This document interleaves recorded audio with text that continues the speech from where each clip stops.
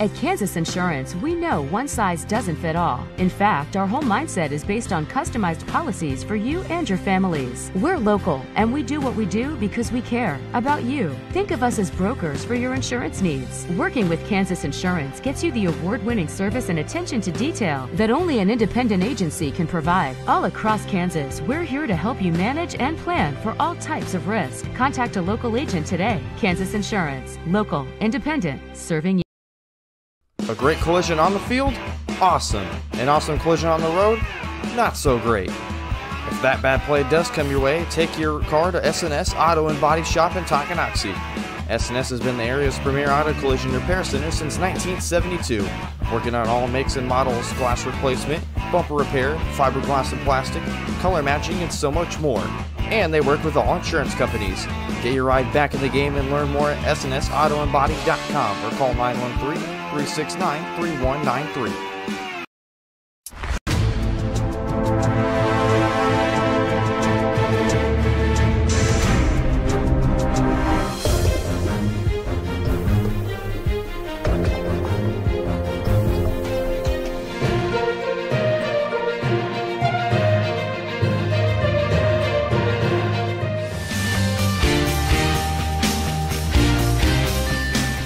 For a winning team, contact White Birch Properties, the real estate MVPs. Shop local and save at Brothers Market in Tonganoxie, where we treat you like family. Brothers Market has great everyday deals throughout the store. Enjoy fresh cut steaks from the meat department, the freshest fruits and vegetables from the produce aisle, and savor the flavors from the bakery. Check out their weekly ad to get the best deals on what you need. From apples to aspirin, Cool Whip to cool crisp lettuce. Brothers Market, open daily. Learn more at shopbrothersmarket.com.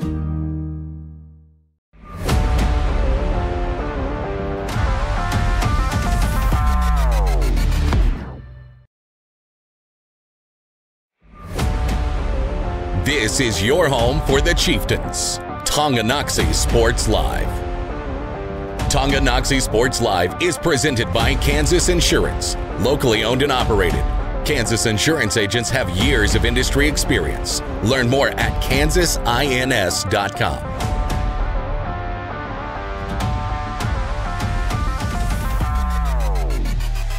Goal to go now. Again, left side. Chieftains have it working. Tanner Hand trying to stay on his feet. Back pedals in. Touchdown, Tonganoxie. This time, Talon's going to go play action. He's going to look for Todd Brown, trying to get behind a defender, and he does! Touchdown! Let's see what they want to do. Maslak, design keeper. Maslak cuts it into the end zone. Wow. Get in there, freshman, on senior night. Trying to go direct snap to Sylvie. Looking to pass, puts it in the end zone. Intercepted! Elijah Hotel seals it for the Chieftains! This is Chieftain Football on Tonganoxie Sports Live. A great win in Week 1 has the Chieftains 1-0 on the season as they hit the road for the first time in the 2025 season. Another massive Frontier League matchup with the Fred Bouchard-led Spring Hill Broncos. And it's coming up next on Tonganoxie Sports Live. As always, it is presented by Kansas Insurance. They believe in taking time to issue personal care and attention to each individual client. To see how Kansas Insurance can help you protect what matters most, call 913-369-6600. Dylan Funk alongside Dennis Drennan here as we cruise along into the S&S Body pregame show. Get your ride back in the game. Learn more at snsautoandbody.net or call 913-369-3193. Denny, Chieftains won for the first time since 2020 against Lewisburg last week. Start the year 1-0, that 20-14 win. And it starts in the backfield. Bodie Maslak, he was our brother's player spotlight for the Chieftains, seeing what the freshman would do.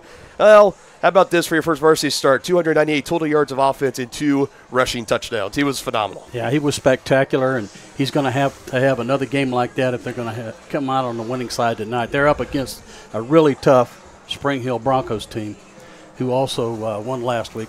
handily against Bonner Springs. Yes, also to mention that, we'll get more on that as we roll along in the pregame show. Of those 298 yards, 202 through the air, and of those 202, 146 of those yards went to Jacob Moran's head. A great first half, already 114 yards in the books by the time halftime rolled around last week. He finished, he finished with 5 receptions, 114 yards for halftime, finished the game, 8 receptions, 146 yards. He had everything but a touchdown. But what a start it was for Jacob Moran's, finally taking over that helm of wide receiver 1. Yeah, I mean, he left no doubt. He filled up the shoes. Bodie Maslak stepping up big time as a sophomore at the quarterback position. And as we talked about earlier, partner, he really is a true dual-threat quarterback. He can run the ball, and he can throw it on the run. We saw that as well. A lot of his passing yards to Moran's came on the bootleg or the rollout.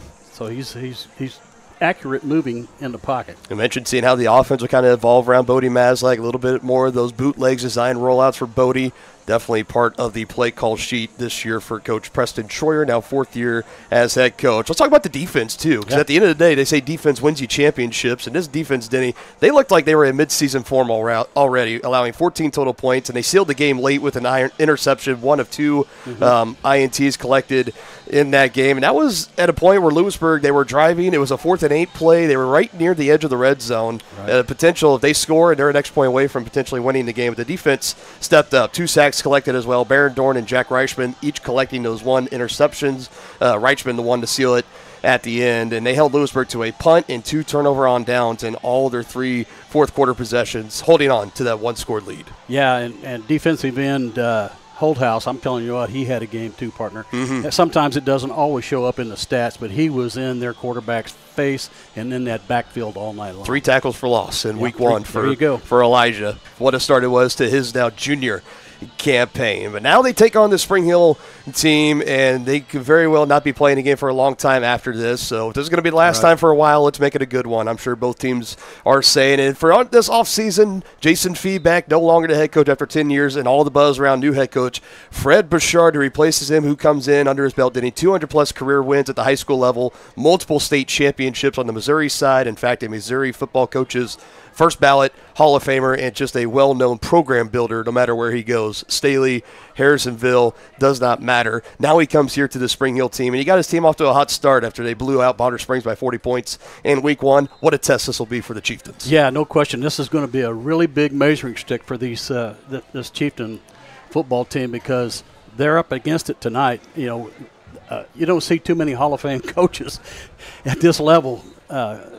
And, he's going to have his Broncos firing on all cylinders.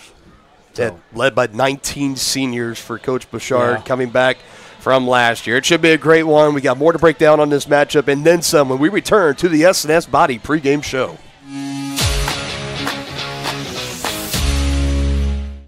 Does your roof have possible storm damage? Looking to get solar panels? Or is it just simply time to get it inspected?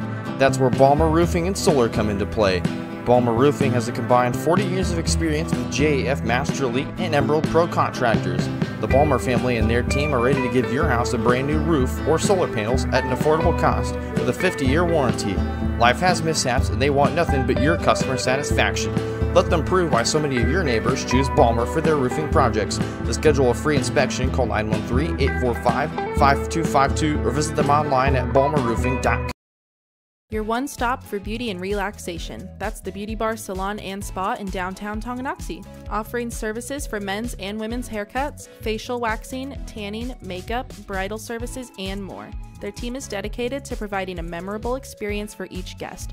From vibrant styles and colors to soothing massages, they have everything you need to look and feel amazing.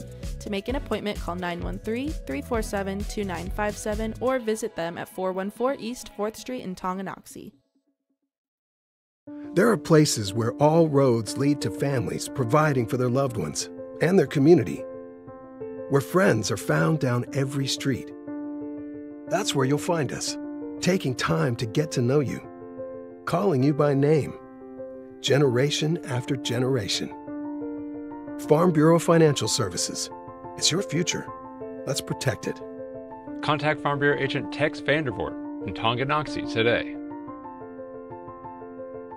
First State Bank & Trust is with you wherever you are with complete online banking. Cheering on the Chieftains once again? Why not pay your bills online? Waiting on your kiddos to get out of school? Seems like a good time to make a transfer. Or how about making a deposit from here? Back in the gym for another night? Why not get an e-statement while you cheer on Tongi? And of course, at First State Bank & Trust, you can always bank from right here. Come on in and see us and get your very own Chieftain card. To learn more about all the great ways to bank with First State Bank & Trust, go to firststateks.com.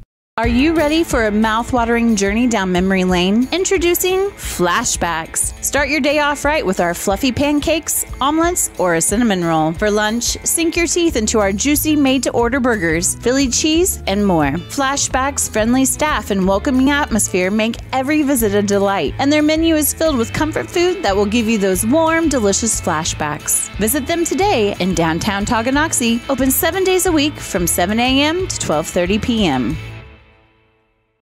Has your furnace left you out in the cold? Pipes plugged? Are you underwater with your water heater? If so, you'll be glad you called Ladd. Ladd Service Company in Tonganoxie has been your heating, cooling, and plumbing specialist since 1986. Ladd is your dealer for top quality brands like York, Aprilaire, and Wolverine Brass. Plus, they maintain and service all other brands. Schedule your appointment by calling 913-369-3509. Visit LaddServiceCo.com to see why you'll be glad you called Ladd.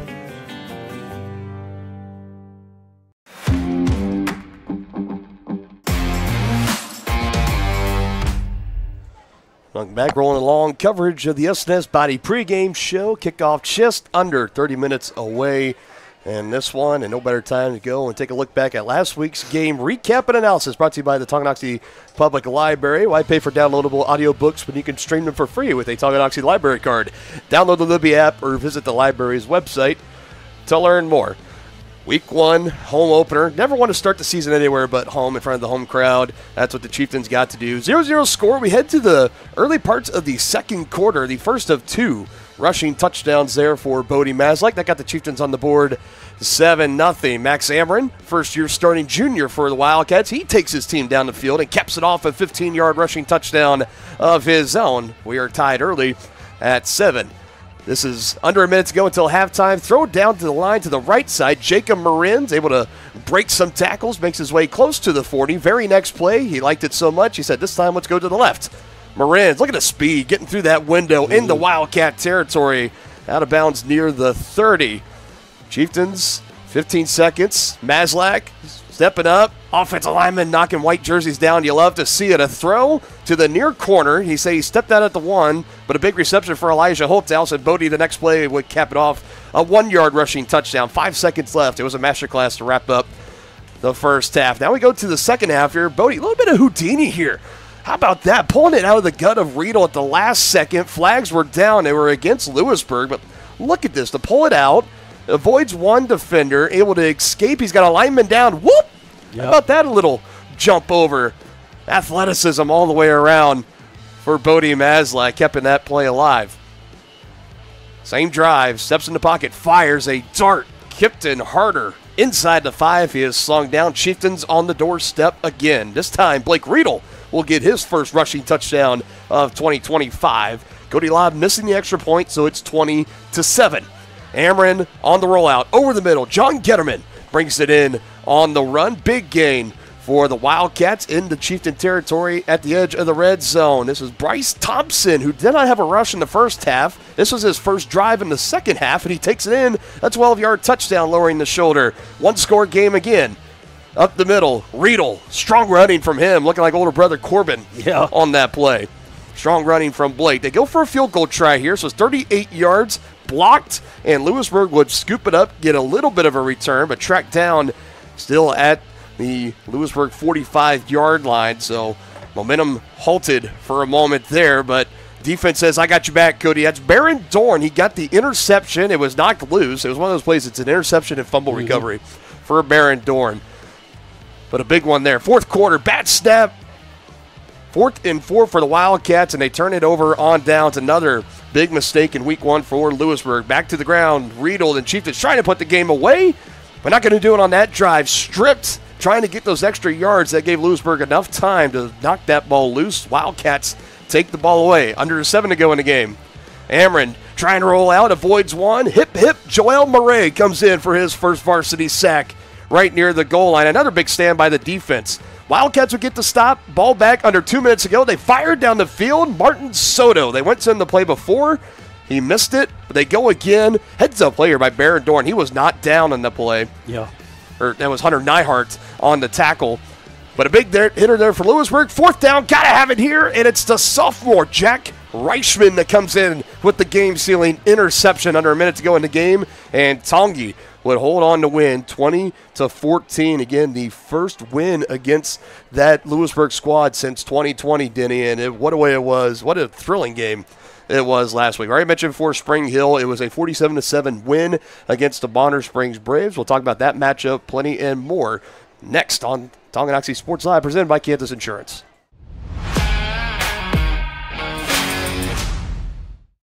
More toppings, more taste, more value. Gambino's Pizza. You're gonna love it. Taste mouth-watering flavors in our new Chicken Bacon Ranch Pizza. Bring a crowd to feast on our 11 toppings Mobster Pizza. Pizzas with quality meats and a 100% real cheese, like our triple tasty seasoned sausage cravers pizza. Try favorites like pastas, calzones, sandwiches, appetizers, salads, and desserts. More toppings, more taste, more value. Gambino's Pizza. You're gonna love it.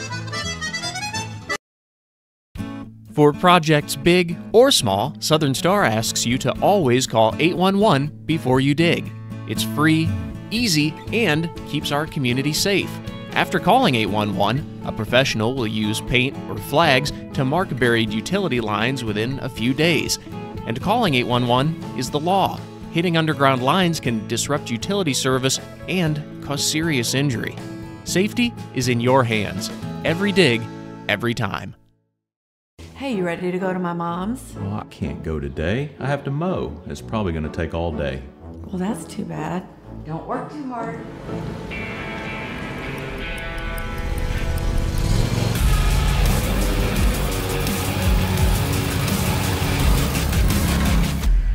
Dixie Chopper. Speed when you need it. See the full lineup at hersinc.net. Call 913-247-3530 or just stop on by. At Fort Scott Community College, we understand that a scary part of figuring out your future isn't only answering the question, what should I do, but where do I belong? Maybe you belong here, studying animal science or learning about farm and ranch management. Maybe you belong here as part of Helms Hoops on the hardwood. I don't know where you've been or where you're headed, but I know we're saving a spot for you because you belong at Fort Scott Community College.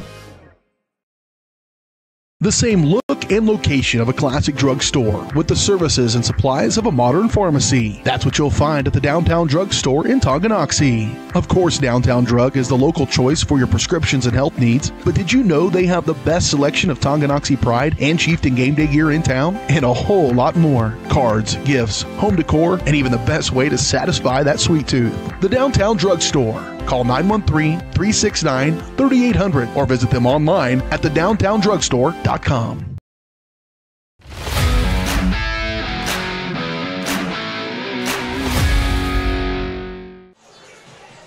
Back here, ongoing coverage, the S&S Body pregame show here on Tonganoxie Sports Live. It is now time to take a look at our area matchups. Brought to you by Wizard of Paws, Tonganoxie's family-owned pet grooming salon with a combined 48 years of experience. Schedule your pet's appointment today at wizardofpawstongi.com. Some action happening around the Tonganoxie area. We start with some UKC action. Turner off a opening week loss on the road at DeSoto as the Wildcats look to move to 2-0 on the year. The Battle of Leavenworth, the Pioneers and the Lansing Lions. This one taking place in Lansing.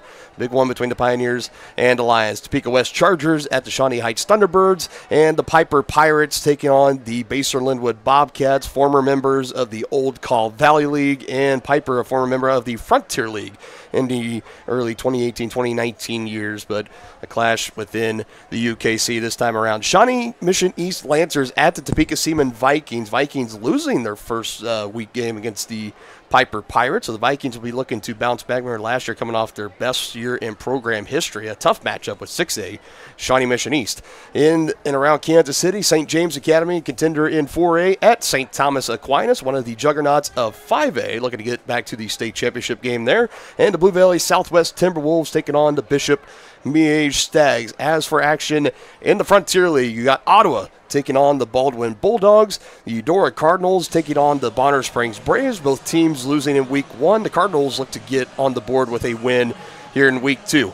Paola Panthers at the Lewisburg Wildcats. A little bit of a rivalry game there. Not the biggest one, but tensions get a little hot whenever Paola and Lewisburg get together. And, of course, we got the matchup here between Tonganoxie and Spring Hill. Again, your pregame area matchups brought to you by Wizard of Paws, as we're 21 minutes away from kickoff in this one, Denny. And let's just take a look back last week at that Spring Hill game. And, you know, we know for Bonner Springs, we know they're a team that they've been struggling for the past couple of years, expected to be in the bottom of the standings again this year. Although you look at the game last week here against Spring Hill, at the end of the first quarter, it was a 7-7 ball game. It could have been anybody's game, but then it eventually led to some special teams errors for Bonner that really cost them the game. Really opened the floodgates for Spring Hill. We talked about 2 block punts the Broncos were able to collect in that game. One of them was scooped up and returned for a touchdown. They also had 4 fumble recoveries, did the Bronco defense, and 2 of those were forced, 2 of those were unforced for Bonner. But without a doubt, I mean, the Spring Hill defense, they came out and they were electric, to say the least. Taking a look defensive-wise, again, the Braves went 69 yards down the field to score on that opening drive. They finished the rest of the game with 21 total yards of offense. Holy cow. And you want to talk about a smothering defense that the Broncos had.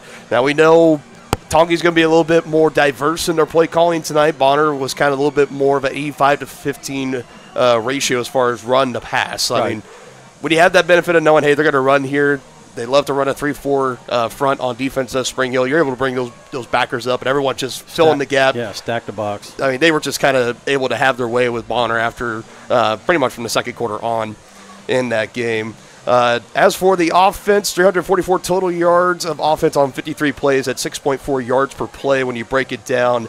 And it all, it starts in the backfield with their now senior quarterback, second-year starter Jordan Miller, 11 of 14, 108 yards, 1 touchdown, and interception. He's a dual threat as well, so 9 carries, 70 yards, 7.8 yards per carry, and 1 touchdown. So 178 total yards for him, 2 total touchdowns. Mason Dotson, we're going to be calling his name a lot tonight. A really big gadget player is what they like to call him here in Spring Hill. Kind of like a Debo-esque Samuel player back in the NFL. He could kind of play anywhere. He had 7 carries, 36 yards, 2 rushing touchdowns, and 5 receptions, 58 yards, 1 receiving touchdowns. 90 total yards, 3 total touchdowns from him. So, they had the starters pretty much pulled out for the fourth quarter. Running clock was on. And this is going to be, I think, for Spring Hill, if you ask Coach Bouchard and everyone else on that team, they're going to say this matchup here tonight against Tonganoxie, a pair of 1-0 teams this early in the Frontier League, this is going to be a good measuring stick game for both teams, but also for Spring Hill, knowing that last week Bonner is kind of not every week in the Frontier League is going to be like Bonner. So we'll see what happens. And I think, unless Tonganoxie makes a lot of mistakes tonight, I think we're in for a nice competitive match. Oh, no doubt about it. I mean, I go back to the matchup 2 years ago that we had here. Chieftains had 2 turnovers in a game. They both were interceptions by then Trevor McGraw, senior starting quarterback. Both of those interceptions were cashed in for 14 total points in a game that the Chieftains lost by 7. Yeah, so exactly. It has happened against the Spring Hill team. It could definitely happen at any given game, no matter what. Turnovers will hurt you at any level in this game. So obviously, Tongi going to be looking to take care of the ball, not want to make anything easy for Spring Hill. And looking at the tape last week, you got to be assignment sound offensively and defensively and on special teams too. You can't be allowing 2 block punts and 1 to be returned for a touchdown. So everyone's got to be assignment sound. And I believe Coach Schroyer and this coaching staff, they're going to have these Chieftains ready to roll tonight. Yeah, I believe so too. And they did look good last week. And of course, you can always build on things, learn things, and hopefully they'll be ready to roll tonight. So let's talk about this a little bit. Our player spotlight tonight presented by Brothers Market, where they treat you like family. We already mentioned Jordan Miller, the Spring Hill quarterback. We're going to be having our eye on him. That Bronco defense, like we mentioned, 4 sacks forced last week, 4 fumbles forced, 2 of them recovered. For the defense, how will this Chieftain offense respond to that? And on the Chieftain side of it, I'm looking at Blake Riedel. Seeing how he built on that performance last week, 13 carries, 61 yards, 1 touchdown. He did have that 1 fumble. They immediately, right on the next offensive drive, they gave him the ball right away. So it was not a thing, and Troyer even mentioned that in our postgame interview with him, was that they did not worry about giving him the ball back. They wanted to give it to him and just say, hey, short memory, forget about it. We move forward. But he definitely looked like he has the goods to be a effective back out of the backfield this year for the Chieftains. So look forward to seeing how he builds on that performance from last week. And I go to the offensive line.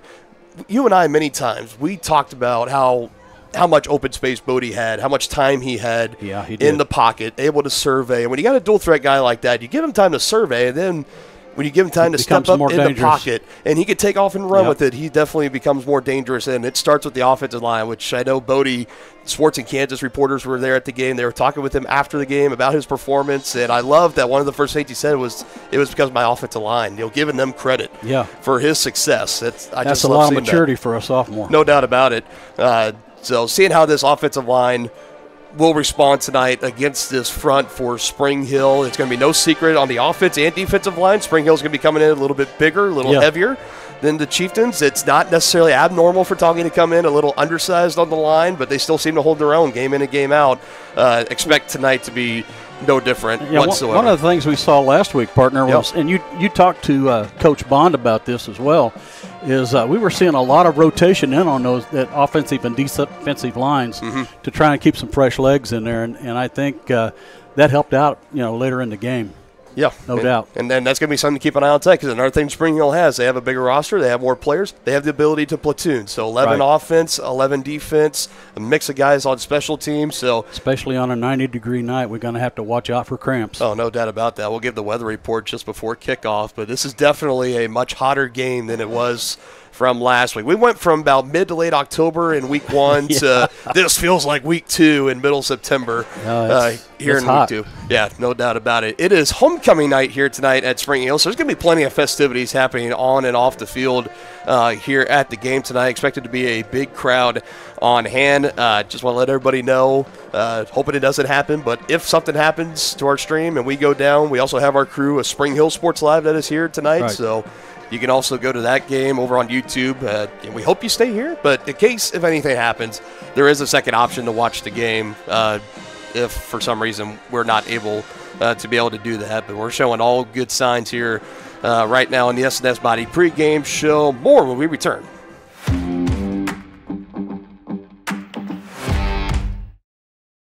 The Tonganoxie Recreation Commission is committed to creating community through parks, people, and programs. And now, with their all-new activity center, the Tonganoxie Rec Commission can do even more.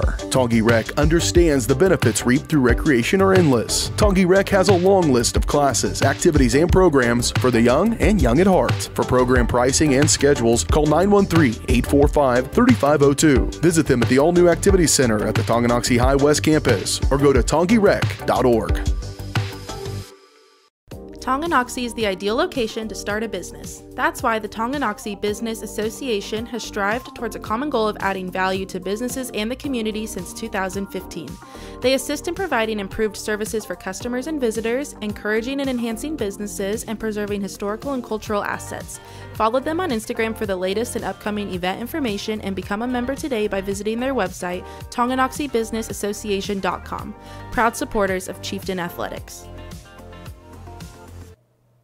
Family-owned and operated Wizard of Paws is a fifth-generation business located in the heart of downtown Tonganoxie. The professionally trained staff takes pride in making every dog and cat look its best, whether it be to breed-specific trim or an adorable cute pet trim. Plus, their facility offers amenities in space that are doggone amazing.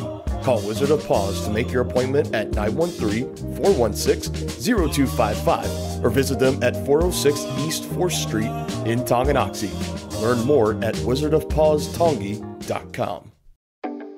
Midwest Chiropractic Center is a friendly and caring clinic providing comprehensive care for your chiropractic, rehabilitative, and fitness needs. Upon entering one of our offices, you are treated like family. The staff cares about your health, and their approach to care proves it. With 3 locations in Tonganoxie, Lansing, and Bonner Springs, plus some Saturday hours, Midwest Chiropractic Center is dedicated to offering affordable, gentle chiropractic care. Midwest Chiropractic Center, getting you back to active. Families and business owners have trusted Mutual Savings Association for over 100 years. They offer checking accounts, online banking, personal and business loans, investment planning, insurance and retirement plans, and so much more. Their team specializes in creating a financial plan that is tailor-made to your needs to help you achieve your financial goals. Visit one of their 6 nearby locations, including downtown Tonganoxie, or visit their website msa.bank.com to learn more. Member FDIC. Your home for live, local sports. Varsity Sports Live delivers professional level coverage with high quality video and broadcasters that know your schools and community. Touchdown, Tonganoxie! With the support of local businesses, you never pay to watch varsity sports. Live, local, free high school sports coverage. That's Varsity Sports Live. Rass gets it away. Moore's down the middle. And he makes the catch in the end zone. Touchdown, Trojans! Keep up with the action at varsitysportslive.com. Live, local, free high school sports.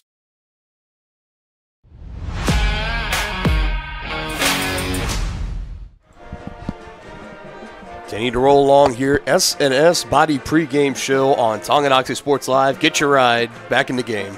Dylan Funk alongside Dennis Drennan here. And at this point, Denny, we're just kind of waiting for a kickoff in this thing. How about it? I know we are about ready to go in this one. You see the marching band of Spring Hill High and the cheer team and color staff, everyone here.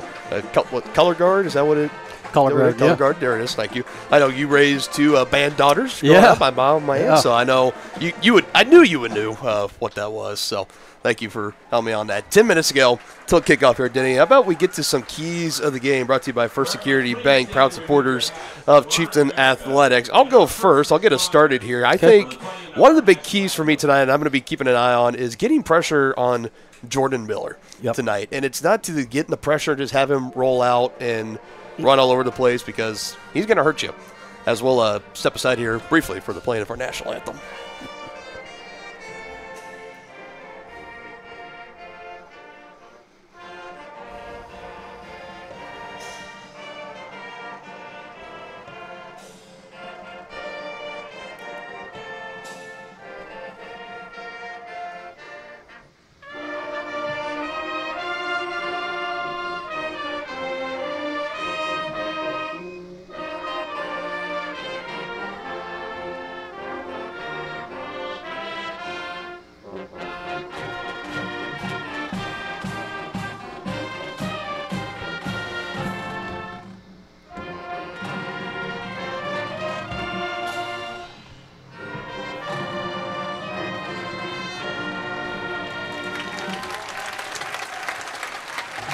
So, yeah, I think getting pressure on Jordan Miller and trying to find a way to contain him, and I know that's a lot easier said and done, but if you give him time, like any great quarterback is, you give him all the time in the world, they're going to hurt you, and especially a guy like him, who we got two dual-threat quarterbacks tonight. So you got to find a way to get pressure on him, but then trying to find a way to keep him contained. And if that's something where you're making him step up and you have a spy that crashes in on him, I think that could be it. Going back to the game last year, he can get frazzled at time. He makes his mistakes when he's pressured and forced to run, and he tries to throw on the run. I remember talking with Coach Feedback, the former head coach last year, and he said he has a little bit of that Brett Favre in him, where he's got all this great talent, but sometimes he will try to make a throw that is just very ill-advised, and he got better at that as the season went along last year. But I think trying to put all the pressure on him to get him scrambling around, get him uncomfortable, just throw him off his timing, his rhythm. I think that's going to be one of the big keys tonight, I think, for a victory. I think that's a key on both sides. You know, the Chieftains are going to have to give Bodie time to throw, survey the field, and I really believe that this game is probably going to be won in the trenches. Whoever dominates the line of scrimmage usually wins these type of games. It was a pretty clear winner. Last week it was Tonganoxie. Spring Hill dominated against Bonner. So, yeah, that's another thing to keep an eye on tonight. I think another one with how aggressive that defense of Spring Hill they showed last week. Got to be ready for the blitz on offense for Tongi. The Broncos, they blitzed early and they blitzed often against Bonner Springs. Walking their backers up to the line. You could tell every single time what they were going to do on defense. And for Bonner, just their play call, they weren't able to really shake it. I think if you do that against Preston Troyer and this Tongi team, they're going to find ways to hurt you. But definitely be aware at all times and having that fluid communication for the offensive line and everybody to know where's my hot route at if I'm Bodie, if I'm getting pressure. Is it a quick dump off to Corbin or is it somebody down the line? Just being on top of all that tonight. That's going to be another big key for me. Yeah, reading the defense is a big key, especially when you have dual threat quarterbacks who's stuffing the ball in a running back's belly and then reading the defense and either letting them have it or pulling it out and going another way. So, yeah, that's going to be important tonight as well, partner. I think another one for the offensive line, pretty self-explanatory. Give Bodie some time. Yeah. Give him time. He gave him great pockets to survey to pass a run last week. That pass rush is going to be amped up more this week at Spring Hill. We've already talked about the platooning aspect of this. So you're going to be facing more fresher legs of that Spring Hill defense and those guys coming in. They run a 3-man defensive front by 4 linebackers, 2 outside, 2 middle. So it's a 3-4 front. At any time, any of those guys can come down and run, or sometimes you're going to face rushes of just 3, and then 8 are going to drop back into coverage. You just never know. But you got to be ready to give Bodie some time and let him try to pick apart this defense and put together another pretty good, spectacular performance. Yeah, and it'll also come down to whatever adjustments need to be made at halftime. Whoever comes up with the right solution, that's going to help as well. I think last but not least, this goes without saying, avoid the turnovers. We already mentioned 2 years ago the game against Spring Hill. 2 interceptions. Broncos cashed those in for 14 points. Chieftains lost by 7 that game. Now, that was a loss that season that propelled them to go on the way to the first of 2 back-to-back sub-state championship game appearances, but you don't want to help this Spring Hill team. You don't want to help them by giving turnovers. Same thing can be said over on Spring Hill Sports Live. They don't want to help the Chieftains by giving them any turnovers. But you go back to the game last year, it was more penalties that hurt Tongi. I think we had 10-plus penalties charged against the Chieftains last year. And the thing that really hurt, as I remember, partner, is they were penalties that kept drives alive. Yes. A lot of third down penalties that gave them another, first down. You just can't do that. And overall, as far as penalties, pretty clean last week. You were +1 in the turnover margin, 2-1. You got 2 off of Lewisburg. You only gave up 1, so that was that +1 in the turnover margin as the Broncos have now taken the field. We are getting ready for kickoff in this one in just a few moments, but those were our keys to the game tonight, brought to you by First Security Bank, proud supporters of Chieftain Athletics. So we take a look here at the starting lineups for Tongi, offense and defense. Blake Riedel sliding into that official starting role at running back. Brady Martin currently not with the team right now, so it is Blake Riedel's time in the backfield alongside Bodie Maslak, and same on the defensive side. He'll fill in more of that strong safety role, Will Blake. Outside of that, it's pretty much same usual guys that are out there. Bodie at quarterback, Marins, Ruff, and Harder, your wide receiver trio. Holthouse, he'll get reps at tight end. Joel Murray will sub in and get some tight end reps as well. And then Gavin Rhodes, Brendan Rhodes, John Golba, Hayden Overmiller, and Braden Seymour, your offensive line from left to right.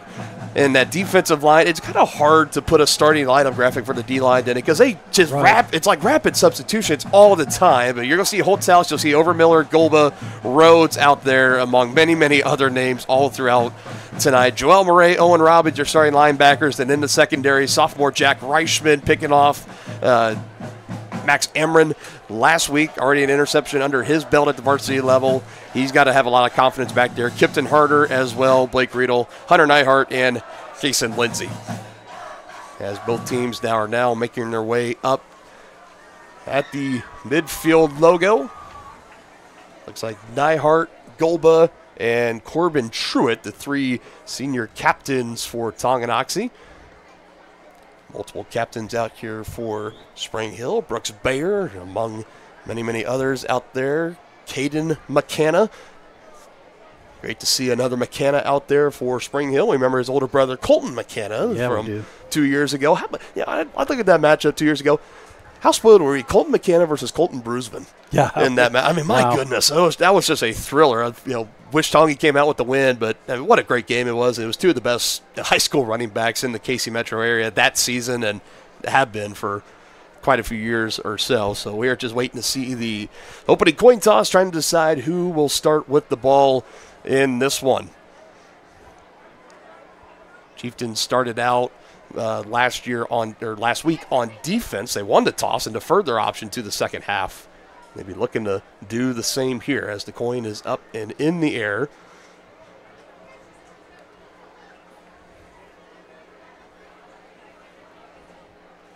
And I always usually go, the officials, they always look at the team, whoever called whatever side the coin came up first. So the first glance was to Tongi, so my guess is that they had won, and that appears to be the case here. Saying the Chieftains have won the toss and expect them to defer. Maybe if they want to be aggressive, they want to come out and get the ball first, but they're going to defer it. So once again, we will see the Chieftain defense out first, and Spring Hill will receive. So here we go with this one, Denny. This could be the last time in a long time that you will see the Spring Hill Broncos and the Tonganoxie Chieftains out on the field. The Broncos heading to the United Kansas Conference with Basler Linwood, Piper, and all those other schools next year. As we have conference realignment in college, we're going to have a little bit here at the high school level. So it's happening everywhere, partner. It's happening everywhere, no doubt about it, as we are ready to go in this one. Chieftains and the Broncos on Tonganoxie Sports Live, presented by Kansas Insurance. Thank you all for watching our coverage pregame in the S&S Body pregame show.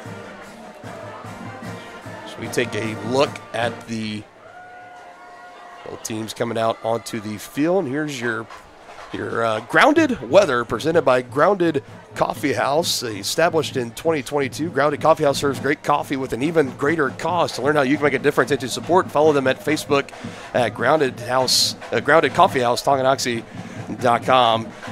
85 degrees. We're in the shade now finally, but it has been a hot one today. Yeah, temperatures as high as the mid-90s, 51% humidity, and winds of 10 miles per hour. Some gusts can get up to 15 to 17 as the game goes along, but pretty calm for the most part. Shouldn't be much of a factor.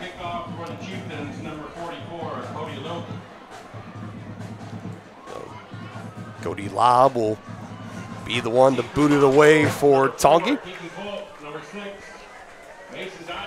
Folk, Dotson, back to receive for Spring Hill.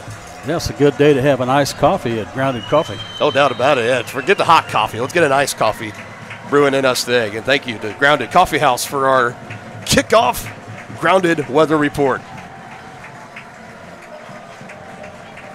Lob, hand in the air. He's going to put a charge into it, and here we go. Week 2 of the 2025 season on Tongi Sports Live. A return will be brought out past the 30, taking some defenders and brought down at the 35-yard line. Strong return from Mason Dotson. We'll be calling his name plenty here tonight. I just talked with some Spring Hill fans before the game. They're talking about back in his middle school days, how big of a playmaker he was. So they are excited to have him here at the varsity level. That Dotson was one of the 16 players last year's team that earned All-League honors. He's one of the 5 that are returning, and he was able to bring in second-team All-League member honors as a multi-purpose player. Again, expect a lot from him. Hank Kachaver in the backfield with Jordan Miller.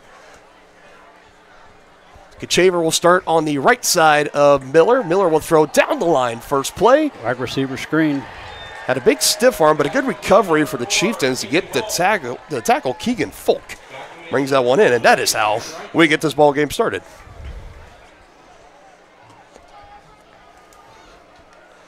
Second and 7 for the Broncos at their own 38.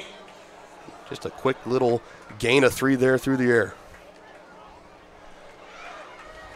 This Bronco defense under Coach Bouchard, they're going to come out. The play calling is going to be a little bit more robust than we've seen from Spring Hill in past years. Run, pass, pretty well even split. Here's a good run up the middle. Dobbins, he could go. One man to beat Nyhart at the 15. It takes him down at the Tonganoxie 10. And a big gainer right out of the gate for Spring Hill. Second play of the game.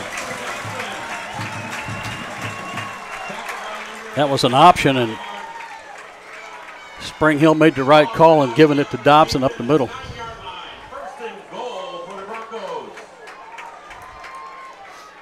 You're talking in the neighborhood of 45 yards on the ground. Big gainer for Spring Hill, and goal to go for them as the ball is placed with the nose at the Chieftain 9-yard line. Right out of the gate, Denny, this team is tested.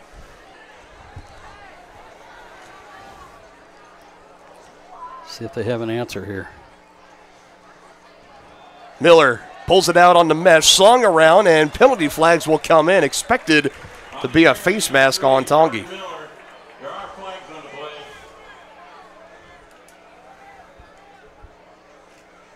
Just based off the way that Miller's body kind of was slung around there. Just waiting for the official call from our head official tonight. That should be half the distance to the goal.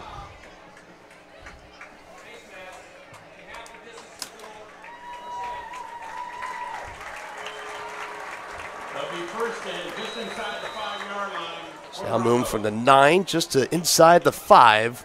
Bunch formation here. Miller runs it in. Touchdown, Spring Hill off the spurs of that 45-yard rush from Mason Dotson, and Jordan Miller punches it in for a 4-yard rushing touchdown.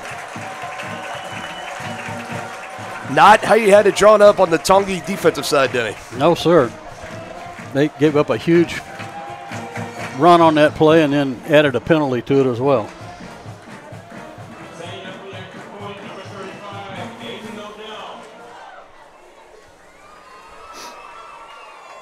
Aiden Odell will be handling the kicking duties for Spring Hill in this game. That looked wide, and it was, so no good. So we saw the Chieftains miss an extra point last week, and now Spring Hill misses their opening extra point there. What a statement drive for the Broncos on homecoming night. Yeah, it didn't take them long, did it? Down the field they go. Again, it was mostly bolstered by that 45-yard rush from Mason Dotson. Jordan Miller, a 4-yard rushing touchdown to boot after that. Back in 30 seconds on Tongi Sports Live. The same look and location of a classic drugstore with the services and supplies of a modern pharmacy. That's what you'll find at the Downtown Drug Store in Tonganoxie. Of course, Downtown Drug is the local choice for your prescriptions and health needs, but did you know they have the best selection of Tonganoxie Pride and Chieftain game day gear in town? And a whole lot more. Cards, gifts, home decor, and even the best way to satisfy that sweet tooth. The Downtown Drug Store. Call 913-369-3800 or visit them online at thedowntowndrugstore.com.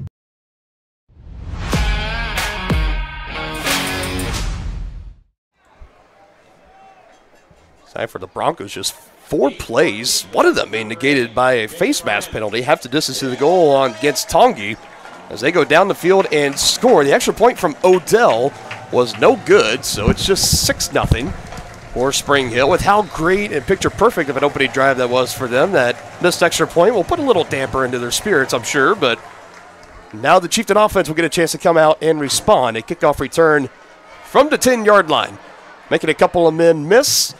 Trying to cut it up back near the middle and taken down just a couple yards away from the 30. Jacob Marin's on the return that time for Tongi.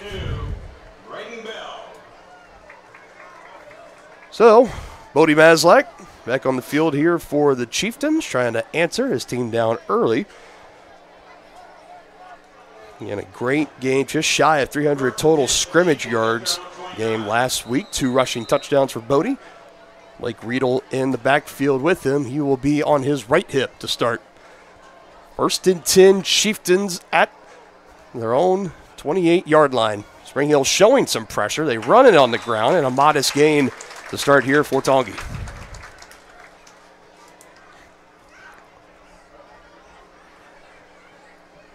Got about 3 yards on the gainer there for Blake Riedel.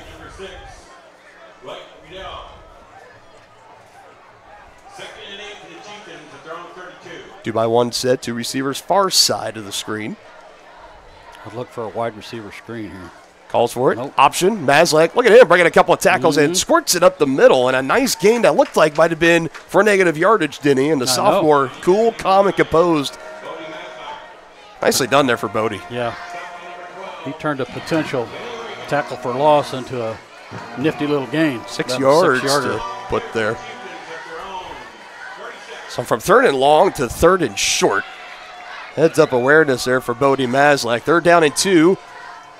3rd straight play on the ground for Tongi, and it looks like they're going to be about a yard short.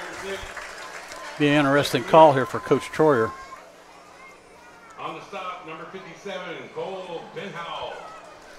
Looks like it's going to be 4th and about 1. That's it. That's a true yard. Yep. You need to get to the 39. Ball is just past the 38. Not hesitant to go for it here on 4th down. Yeah, they got the box. Bodie going to do it himself, and he gets it. Yeah, he got He'll it. get right to the 40-yard line. Needed 1, got 2. On carry, number 9, Bodie Maslak. Brought down by number And 20. again, we talked about it last week. They went for it on 4th down, the opening drive. They didn't get it against Lewisburg. They get it here against Spring Hill. But how about the confidence of Coach Troyer in your own territory to go for it on 4th down? I love the call. Me too. Play action. Bodie stepping up, getting crowded. He'll be wrapped up. It'll go as a sack, but only losing 1 yard. The pressure coming there for Spring Hill, and Bodie not able to get away. Yeah, he had no time at all to set up a decent throw. That was Cole Penhow, the 6'1", 240-pound senior, the one that gets credited with the sack there. Loss of 1 on the play, 2nd and 11 for Tongi. 2 receivers coming to the near side, Harder and Marins. Riedel still in the backfield. Marins will throw, try to get it out quick, and man wasn't ready for it on the far side. That's Roman Holthaus. But it goes incomplete. Looked like that was some kind of miscommunication. Just trying to get some quick yards back there, but again, Holthaus not quite ready for it. It goes awry, so 3rd down and 11. You're seeing the Broncos put up 6 on their first offensive drive. You see the defense got to back up for Spring Hill. Don't see this all too often. Maslak pressured again. He's got to run with it, and he's not going to get far. Maybe back to the original line of scrimmage, if that. Already a 3rd rush on the ground for Bodie that time, just trying to run out of the sack, and 4th and 10 at their own 40, and this would bode more as a punting down, and that is what we will see out of Tongi. Back to receive the kick, number 12, Benny Reagan. Benny Reagan will go back to return for Spring Hill. It is away. A little pooch punt. It goes out of bounds, and this is still going to be good starting field position for Spring Hill. Where do they mark it, though? Almost to the 40-yard line. Right there, yep. So from the Tongi 40 to the Spring Hill 40, we go on the other side of the field. Broncos working with this touchdown lead for the time being, and early sayings right now, we go back to those keys of the game we had in the pregame show, Denny, and it was you got to give Bodie Maslak some time, and right now all passing down so far, all have been pressured. 1 sack, that one just able to get a yard, and the other was an incompletion. So right now, not the best of starts on offense for Tongi, looking to regroup, make the corrections, and now the defense will go to try to make a stop here. Stop Spring Hill from going down and scoring on back-to-back drives to start the game. 2 in the backfield on Miller, 1 on each side. It'll be a handoff here. Hank Kachaver will take it. He is brought down. Number 57, Owen Robbins, the one to wrap him up and bring him down, but still a good carry of 4 yards for Kachaver.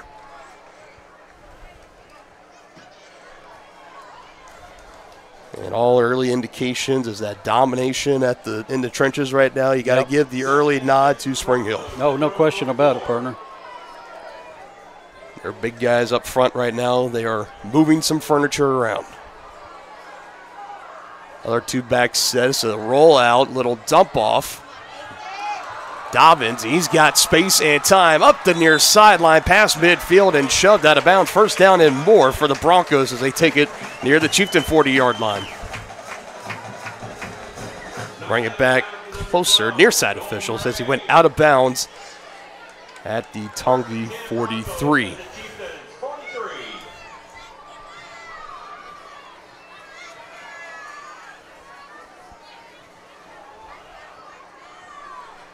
Another big gainer here for Spring Hill. Miller starting the game off 2 for 2 through the air, 20 even yards.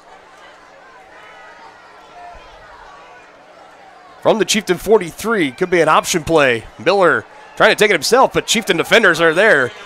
Joel Murray and Blake Riedel, among others, in on the stop for Tongi. Aaron Dorn in there as well to make first contact, and that's the defense playing assignment sound there on the option play. Everybody has the assignment. You got the quarterback if he pitches. You got the running back or whoever it is out of the backfield. Right. Nicely done there by the Chieftains for a 1-yard loss. That's why it's so important, like you said, partner, to be assignment sound. Just do your job. Trips coming to the near side. 2 more receivers on the far side for Spring Hill. 5 out. Option for Miller as he rolls out and throws. Fires to his man. Incomplete. He fell down on the route was Cameron Wells. But we do have a flag on the play. Let's see what this is. As this could be indication body language for Spring Hill is going to be against the Broncos possibly. Like maybe a holding penalty? Yep, they're starting to go back.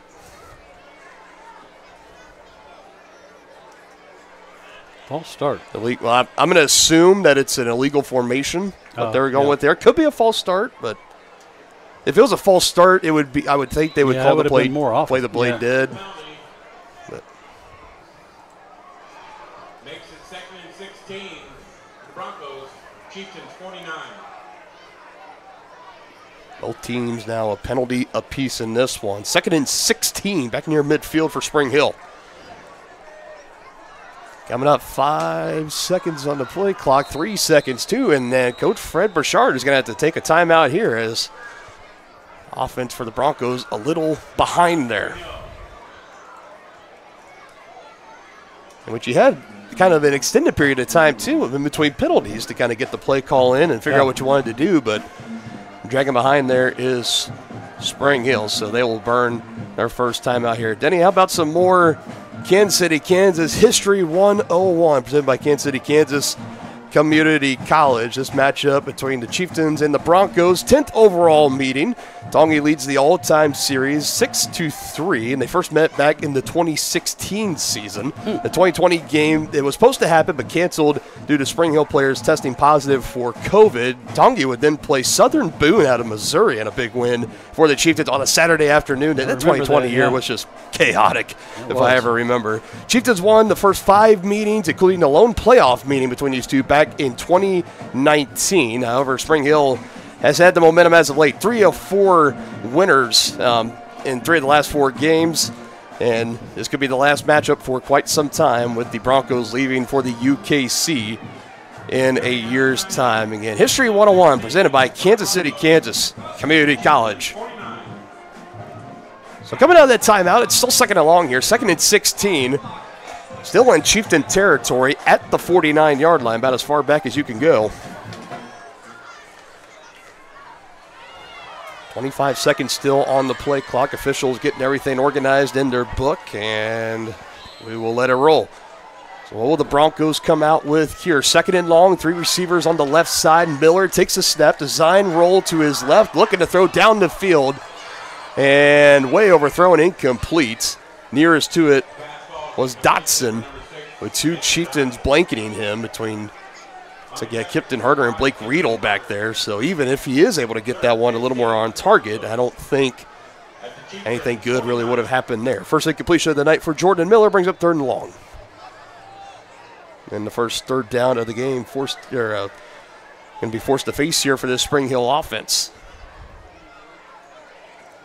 Miller gets the play call from the sideline. He comes into the huddle, relays it to his teammates. Play clock down to 8 seconds. Just now at 5. Got to get it off quick, and he does. Miller with time, throws, one-on-one, receiver near side, incomplete. Good throw from Miller. Great coverage from Neihart. Yeah, that was really good coverage. Had his man down the field, 86, Riley McAvoy, who only had 1 target in the game last week in the 40-point win against Bonner. And this Chieftain defense, thanks to that penalty, with Spring Hill putting them behind the sticks, were able to force the punt. Spring Hill choosing to play the field position game here with a punt. And it's kind of that gray area right there in midfield. You could go for it, but like you mentioned, feeling confident in their defense, they're going to play the field position game. Byer to punt. It's a good one. And it will roll a little too strong into the end zone. Luckily for the Chieftains, they'll bring it out 1st and 10 at the 20. On that touchback on the punt from Brooks Bayer.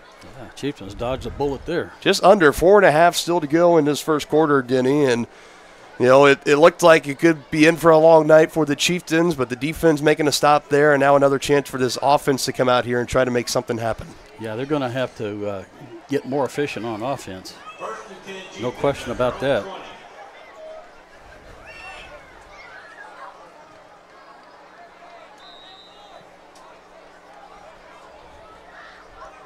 First and 10 on the 20 on the touchback. Maslak, this time he has time. He'll throw it down the field. He has Moranz on a step and catches it at midfield. Past the 40, shoved out of bounds somewhere near the 30, but a big gainer for the Chieftains, 30-plus yards. And just like you talked about, partner, you give Bodie a pocket to throw out of, and he can hurt you. 49 yards when it's all said and done.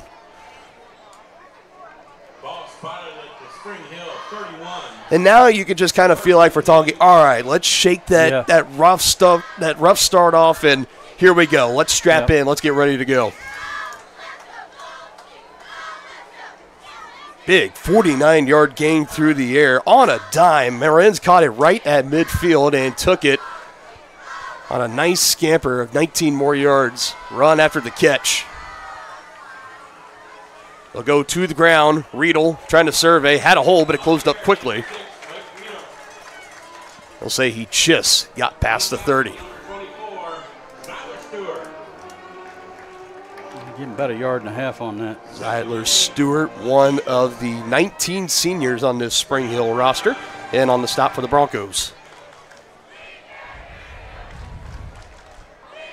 And it is a full house here tonight at the Spring Hill Athletic Complex. They call it the Shack.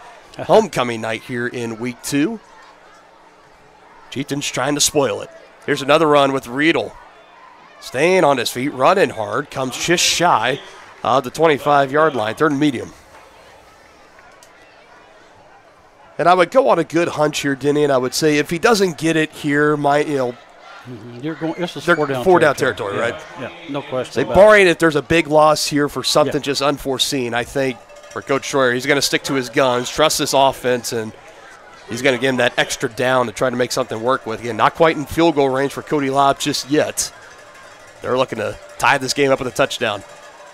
Riedel takes it out of the hands of Maslak, and he just gets 1 more yard. So this is going to set up about a 4th and a long 3. Tackle made by number 28, Andrew Pullen. Right now, the Chieftains 0 for 2 on 3rd downs tonight. They have converted on the lone 4th down try that they went for it on. So we'll see what they want to do here. Looks like the ball needs to get to the Spring Hill 21-yard line. Like I said, it's a long 3. See if they go on the ground or through the air. What will they do here for the Chieftains? 2nd, 4th down try. Maslak, pressure coming, ball's on the ground. And the Broncos are on top of it on the strip sack, and they forced the turnover on downs. Kyle Stewart shot out of a cannon, the first to get back to Maslak.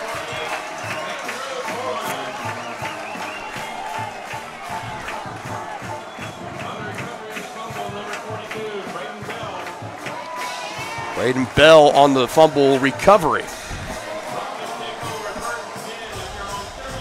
Like we talked about, this Bronco defense, they love to blitz, and they can disguise it very, very well. And nearly untouched was Kyle Stewart. And for Bodie, by the time he saw it, there was nothing more he can really do.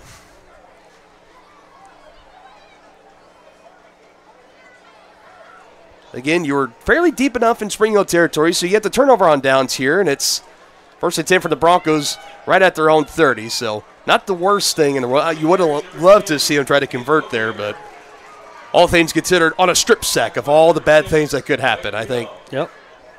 Not too terrible there. They go 4 yards on the ground there.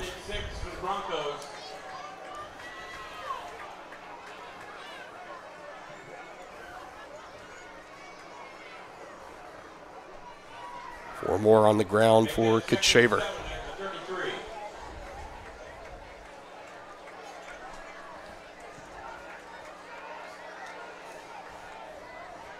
Another 2-back set here for the Broncos. Miller, little extra twirl there, catching his defense off guard. Look at all that green grass. Hank Kachaver is going to take it at midfield and tripped up. A little window dressing there for the Broncos, and it works out. Fresh set of downs and more.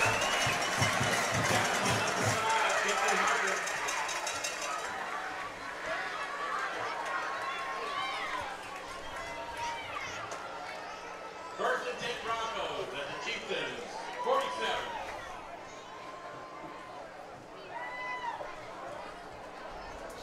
Kind of saw Miller was initially his handed off. He kind of almost did a little twirl around, kind of like I always go back to Super Bowl 54 with the Chiefs. They kind of popped up and spun around, and it just didn't look quite natural. And all of a sudden, here comes Hank Kachaver with all that green grass on the right side. Little misplay there for the Broncos, and now Dobbins, nothing fancy about this. First down and more, another big run for the dynamic sophomore of the Broncos as he will be taken out of bounds, but not before he crosses the 20-yard line.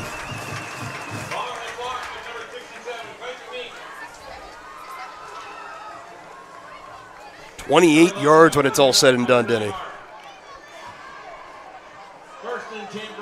Yeah, not much resistance by the Chieftains there. So you're looking at Dotson right now. 2 rushes, one for 45, the other for 28 yards. He has been having his way. Offensive line has been opening up running lanes for him. Chieftain defense pushed back again. Broncos in the red zone. 1st and 10 at the Chieftain 19-yard line. 2 more in the backfield. Kachaver, they'll hand it to Kachaver. Gets some blocks, more running room. Hank Kachaver inside the 5. And the Broncos are having their way at the line of scrimmage in the running game. Yep, they're dominating the trenches right now. About 16 that game will go for Kachaver.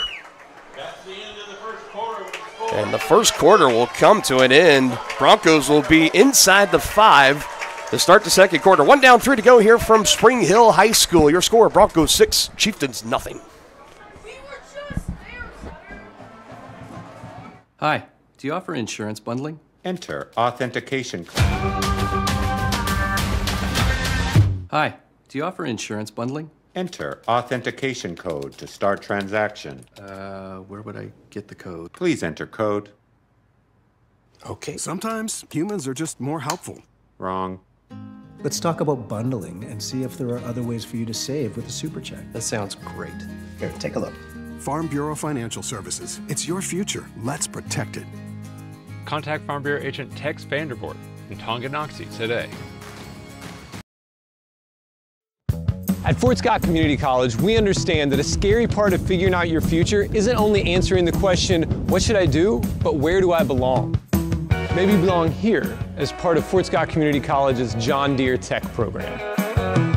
Maybe you belong here as part of the perennial playoff-bound Greyhound baseball team. I don't know where you've been or where you're headed, but I know we're saving a spot for you because you belong at Fort Scott Community College.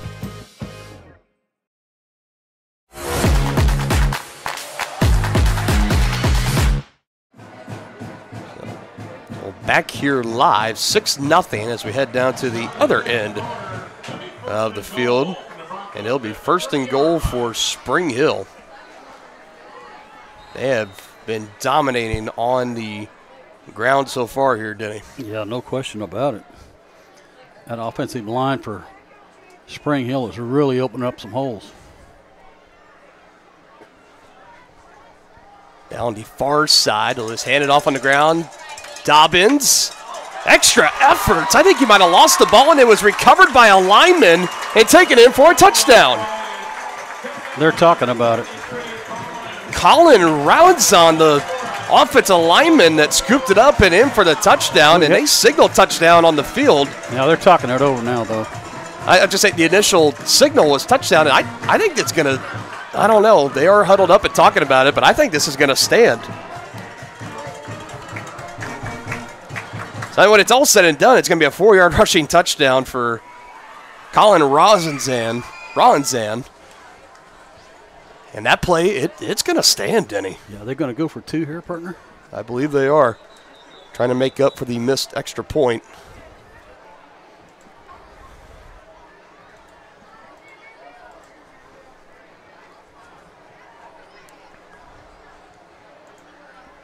Yeah, they're gonna like to try to get that point back in the extra point try on this drive, right here on one attempt.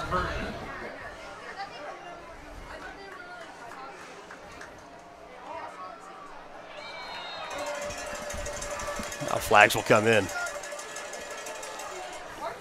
Going to make the 2-point try easier. The Chieftains are in the neutral zone, so now I'll have to get it in from the 1-yard line.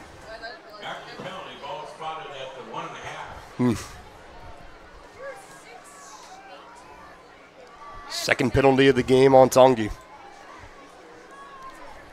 Now right at the doorstep. Fancy package here. Now they shift it. Miller going to take it himself. Following those blockers, he glides into the end zone, and the 2-point try is good. Not the start you wanted to this game if you're Tongi. Offense will get a chance to respond. It goes as a 4-yard rushing touchdown for the lineman Colin Rowanson. And the Broncos successful on the 2-point try, gives them a 14-0 lead. We'll be back in 30 seconds here on Tongi Sports Live. Your home for live, local sports. Varsity Sports Live delivers professional level coverage with high-quality video and broadcasters that know your schools and community. Touchdown, Tonganoxie! With the support of local businesses, you never pay to watch varsity sports. Live, local, free high school sports coverage. That's Varsity Sports Live. Grass gets it away. Moore's down the middle. And he makes the catch in the end zone. Touchdown, Trojans! Keep up with the action at varsitysportslive.com. Live, local, free high school sports.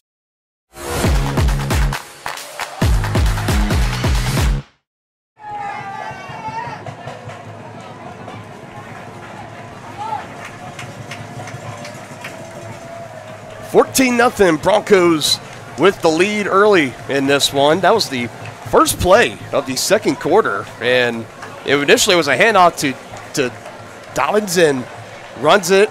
I thought that the ball was loose for a second, and right as I was getting ready to say something, I see the big lineman Colin Rowanson that picked it up. Yeah. He took it into the end zone. Yeah, it looked like maybe the Chieftains stripped it, but the lineman picked it up and took it to the pay dirt. The heads-up awareness there for the Broncos, and they capitalize on a 2-point try after.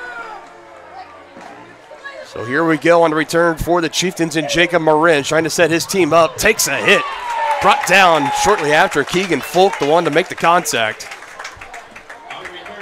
And the third drive of the game for Tonganoxie coming up here. They've been punts, and then they went turnover on downs. The last drive, they started to show some strides in the offensive play calling, didn't he? It was the big 49-yard strike down the field to Jacob Marins that put him in Bronco territory, but just could not get the 4th down conversion on a strip sack by a Kyle Stewart.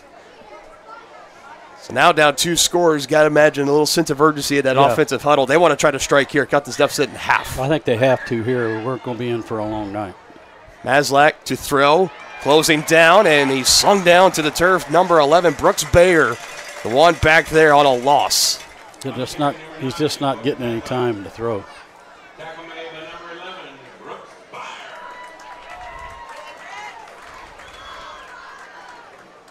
Second and 13 for the Chieftains at their own 32. Well, the thing is, partner, that Spring Hill keeps the Chieftains behind the sticks like this is going to force them to throw even more so they can do the all-out blitz. Try to dump it down. This one just swatted down. So how about that for Brooks Bayer? You get a sack one play and a pass deflection the next. It's 3rd and long here now for Tongi. 3rd and 13 for the Chieftains at their own 32. This has been a game just at the trench, especially on this offensive line. They have been overwhelmed by this rush of the Broncos. Trying to go for the runs, not working. A quick passing game, not working. Back through the air here again. Maslak just pressured and taken down in the backfield. Pressure from Bayer again. What a defensive stand it was for him. Stewart, among others, in on the official sack for Maslak, and it's going to be a 3-and-out here for the Chieftains. Not what you wanted if you're a Chieftain fan there. Sorry, the 4th sack given up by this Chieftain offense. 4th and 18 for the Chieftains.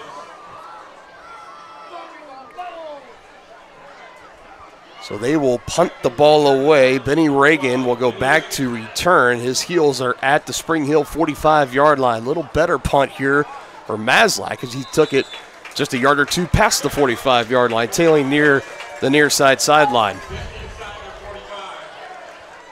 And then this is a pretty big drive here, too, because we know for Spring Hill, if they go down the field, if they score here, you get up 3 scores, it's homecoming night, all the festivities and everything in the air, you're going to be riding high, and this could be a game that could be very difficult for the Chieftains to try to come back from. Yeah, I mean, I think they really need to keep them out of the end zone here. You go down by 3 scores in the first half, that's a pretty tough hill to climb. As a penalty flag was thrown on the play, so let's see what happens here. Usually on these special teams kickoffs or punts, it's usually going to be holding or a block in the back on the returning team more often than not, but let's wait and see what the officials will talk here. See Coach Burchard for the Broncos, his hands on his hips, waiting the official word so he can send his team back out on the field. They're talking about it pretty extensively. I didn't see anything that would fall in the lines of like unsportsmanlike conduct. No, I didn't see anything like that. So I think this is trying to figure out where to spot the ball, or it could be giving Tongi the chance to re-punt the ball. Could have that option too.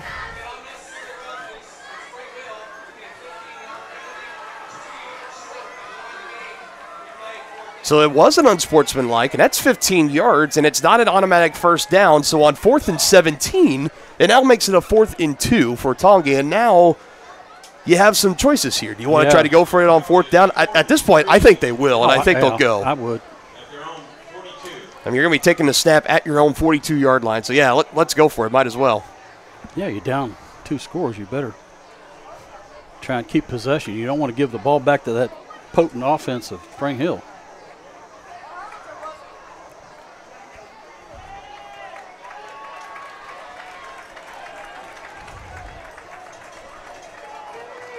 It's actually 4th and 3 is what it'll be. Yeah. Yeah, because it was 18, I believe. Big chance here for the Chieftains on the ground. Riedel, he'll get the first down. Powers his way through. That's a good gain of 5.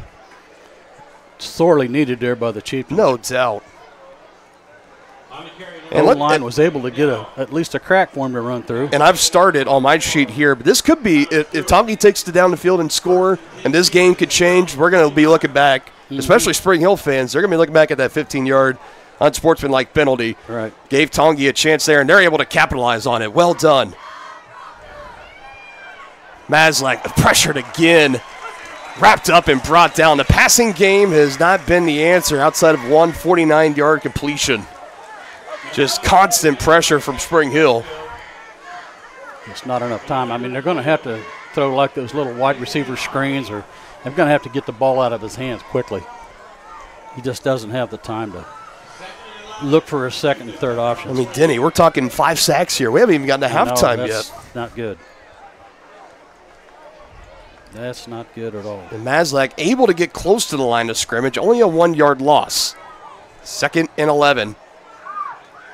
2 receivers near side, 1 out on the far side on the top of your screen.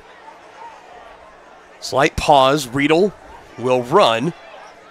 Gets past the line of game, and now the Broncos going to shove him back. Brooks Bayer trying to strip that ball loose, wrapping him up around the legs. Number 42, Braden Bell. Forward progress. They will spot him at the Bronco 47. Well, you got to figure it's 4-down territory from here on out. Another 5-yard gain on the ground for Blake Riedel. 3rd and 6. Need to get to the Bronco 41. Maslak through the air. Fires a dart, and it's intercepted. Intercepted by Spring Hill and the Broncos' Siler Stewart. And a second chance on that possession for Tonganoxie, and it's going to end with the first interception of the year for Bodie Maslak. Unfortunate turn of events there.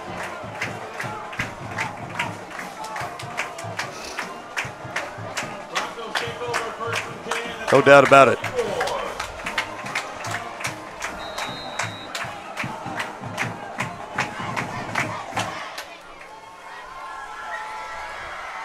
What a deflating feeling there for Tong. You were given the second chance on that drive on the big 15-yard penalty for Spring Hill. You converted on 4th and 3.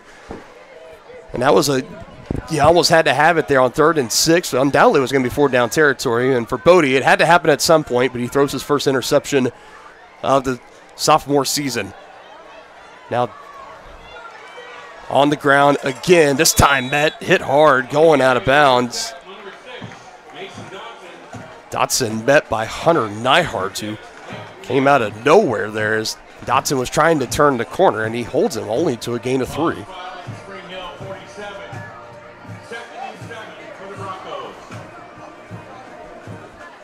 Just a third rushing attempt for night for Dotson. The other two went for 45 and 28 respectively, so to bottle them up to 3 yards there, that's got to feel like a minor win for this defense.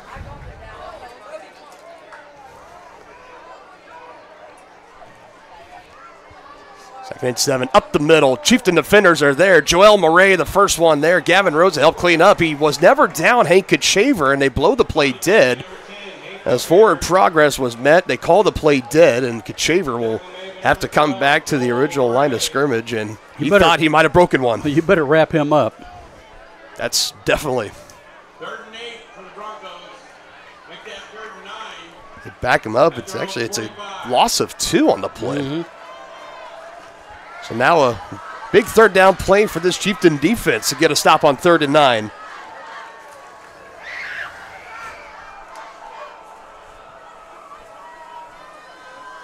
Oh for 1 on 3rd down so far for Spring Hill. Miller trying to evade the rush, and he's not going to. Chieftains get back for a sack.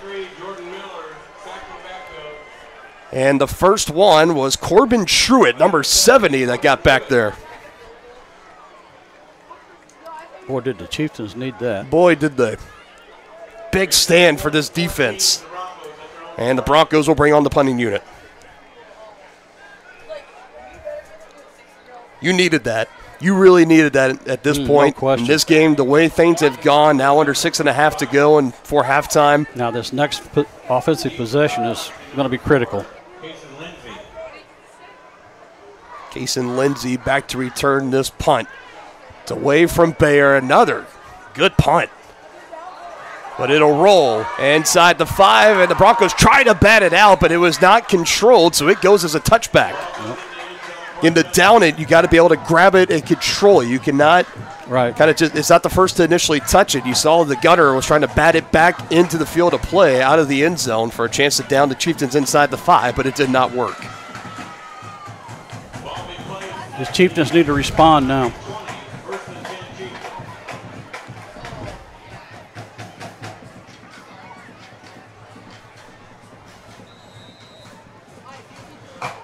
You've had the punt, the turnover on downs, and your third one ending in the interception. Trying to find some positive momentum here.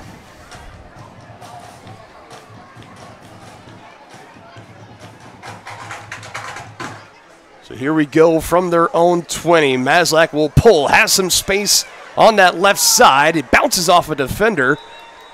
And that strong run at the end will give him a fresh set of downs. Gain of 11 on the run option for Bodie Maslak. Nicely done by Bodie there. He made the right call when he pulled that. 1st and 10 Chieftains at their own 31.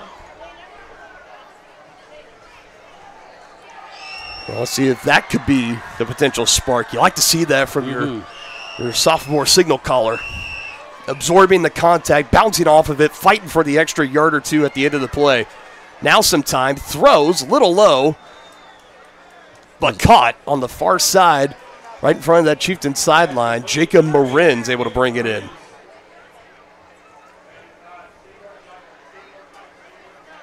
Gain of about 7. And it is 7 yards the Chieftains will take. Second completion of the game for Bodie. Both of them going to Jacob Marins. Total 56 yards.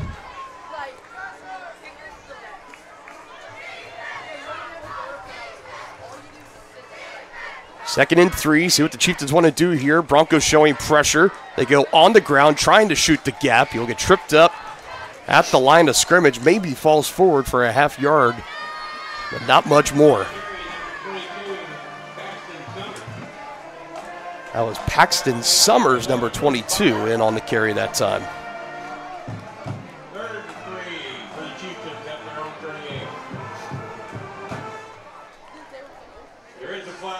Trying to give Blake Riedel a breather in that backfield, perhaps, and gonna be on the Chieftains. What they say, illegal formation on Tongi, so wipe out that last run for Paxton Summers, and they'll back him up 5 yards.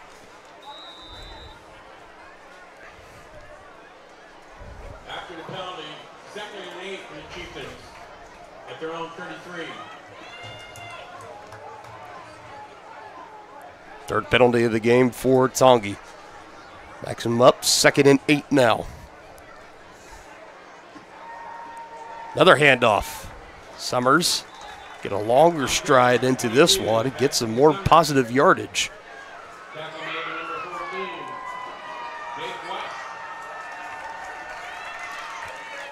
About a 3rd and 4. For the Chieftains at their own 32. Summers able to get half of it there.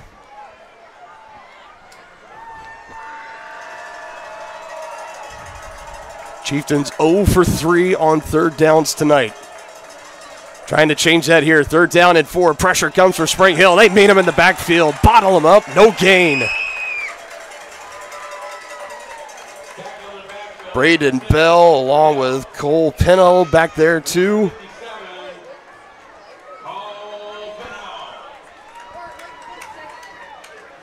And this really is kind of a gray area here for the Chieftains today. Oh, no, they got to punt it here. How much time we got? Looking just under 3.5. Yeah. You can't give them a short field here.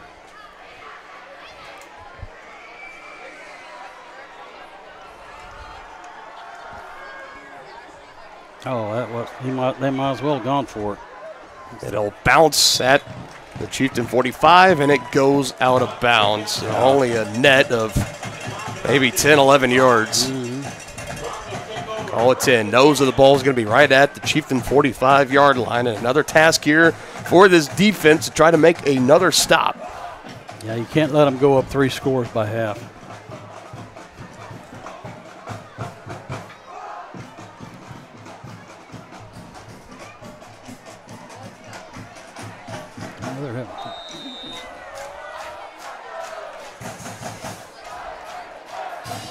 It's been touchdown, punt on 4 drives for Spring Hill. Trying to hit pay dirt, possibly take a 3-score lead. Miller, all sorts of time, fires and hits his man. Just shy of the 30, plenty of time to survey, and he connects down the field with Peyton McAvoy.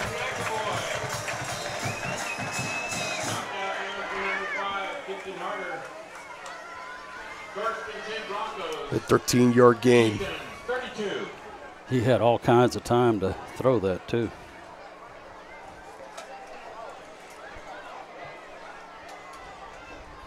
And all the time on the Broncos side right now, under 2:40 now till half. Miller rolling out again. Pressure comes. Fires on the run. Incomplete. A little behind his intended receiver, Keegan Folk.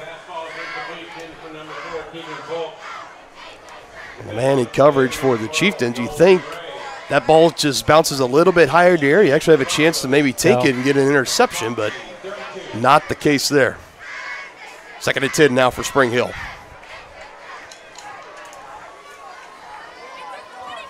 You had mentioned in one of your keys to the game, didn't he? It was going to be 1 at the line of scrimmage in this game. And that Spring Hill defensive front, 7 or 6, has been overwhelming the Chieftain offensive line. We've seen the Chieftain defensive line make some stands here against the Spring Hill offense. Looking for another one here. Little end around, little trickery. Has some space, gets a big block over on that right side, makes a man miss and takes it inside the red zone down to the 15. Cameron Wells on the in around. Blocked well by the Broncos there.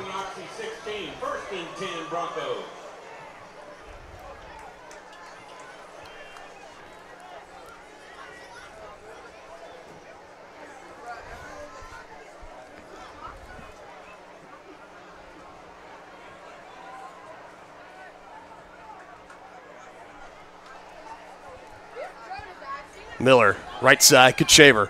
Hits the hole, now with space, Kutshaver. Man, he's hard to bring down. Close, near to the 5-yard line. Doesn't quite have the first down, but a good chunk there, about 8.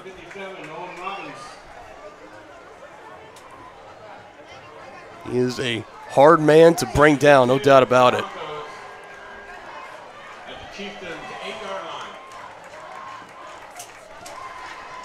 Broncos knocking on the door of potentially taking a 3-score lead. 90 seconds to go in this opening half of football.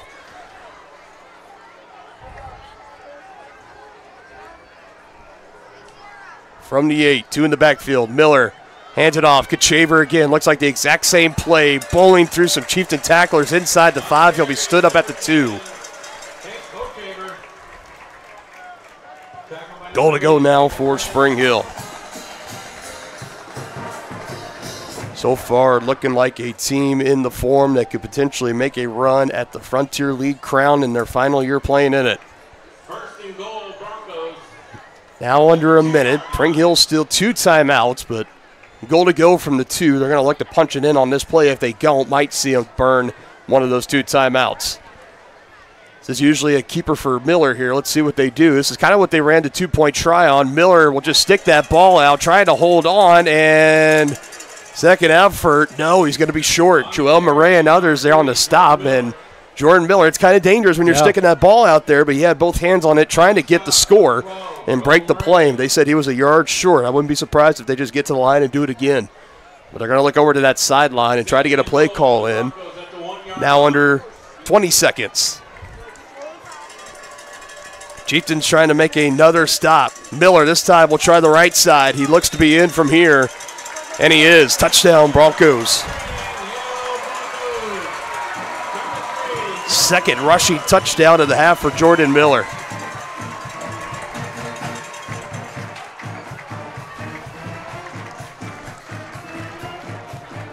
And with only 11 seconds in the half, Tonga getting a bit of their own medicine from the game last week, taking it down the field, scoring a touchdown. And it's really going to come down to a big return or one big play for the Chieftains to try to answer before going into the locker room for halftime. Odell on for the extra point. He missed his first one of the game, but this one tried and true. Down the middle, good. And it is the Broncos looking dominant out here so far after one half of football. Chieftains will have a chance, 11 seconds. We'll see what they can do with it as we take a 30-second timeout. Tonganoxie is the ideal location to start a business. That's why the Tonganoxie Business Association has strived towards a common goal of adding value to businesses and the community since 2015. They assist in providing improved services for customers and visitors, encouraging and enhancing businesses, and preserving historical and cultural assets. Follow them on Instagram for the latest and upcoming event information and become a member today by visiting their website, TonganoxieBusinessAssociation.com. Proud supporters of Chieftain Athletics.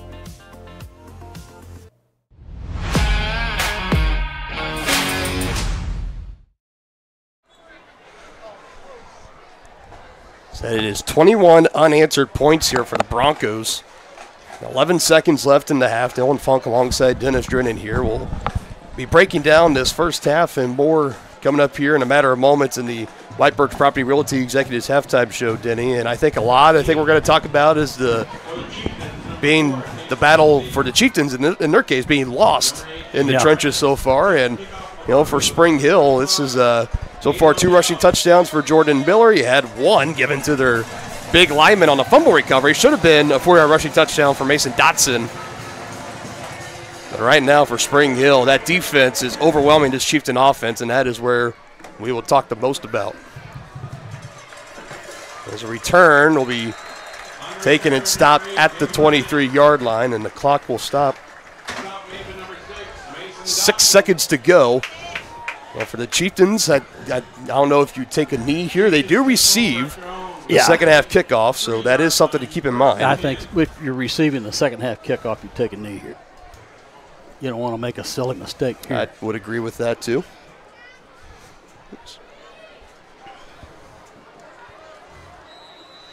It's not a... Yeah, they're going to just take a knee here. Bodie will take the snap, and there's the knee, and Ball is down by the quarterback. so that will do it. Adjustment time for Tongi. They will head into the locker room down 21-0, one of their largest halftime deficits in the past few years. Under fourth-year head coach Preston Troyer. We'll talk about this first half performance and more when we return on Tongi Sports Live.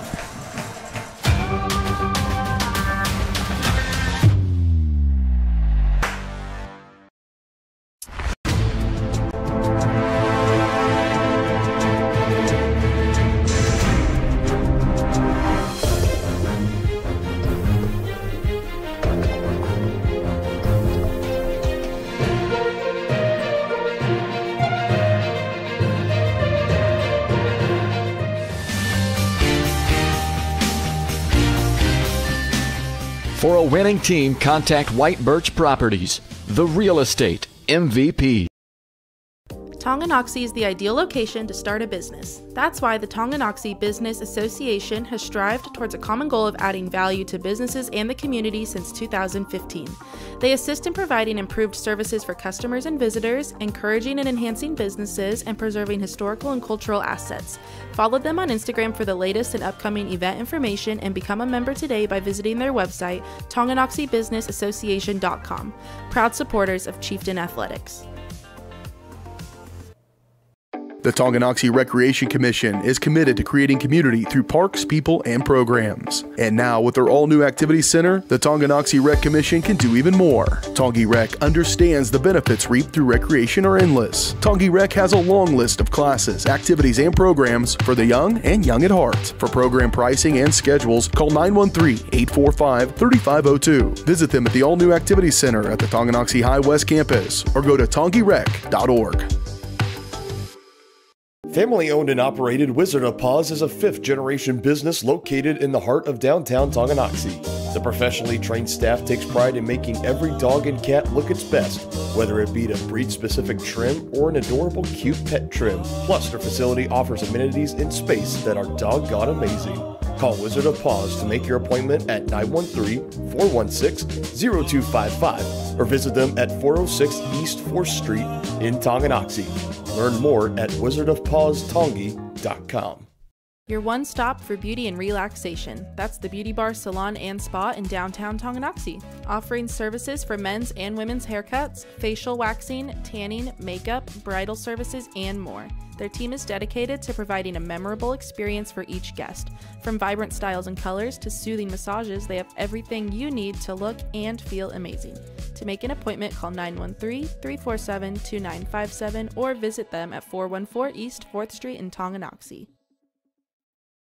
Are you ready for a mouth-watering journey down memory lane? Introducing Flashbacks. Start your day off right with our fluffy pancakes, omelets, or a cinnamon roll. For lunch, sink your teeth into our juicy made-to-order burgers, Philly cheese, and more. Flashbacks' friendly staff and welcoming atmosphere make every visit a delight, and their menu is filled with comfort food that will give you those warm, delicious flashbacks. Visit them today in downtown Tonganoxie, open 7 days a week from 7 a.m. to 12:30 p.m.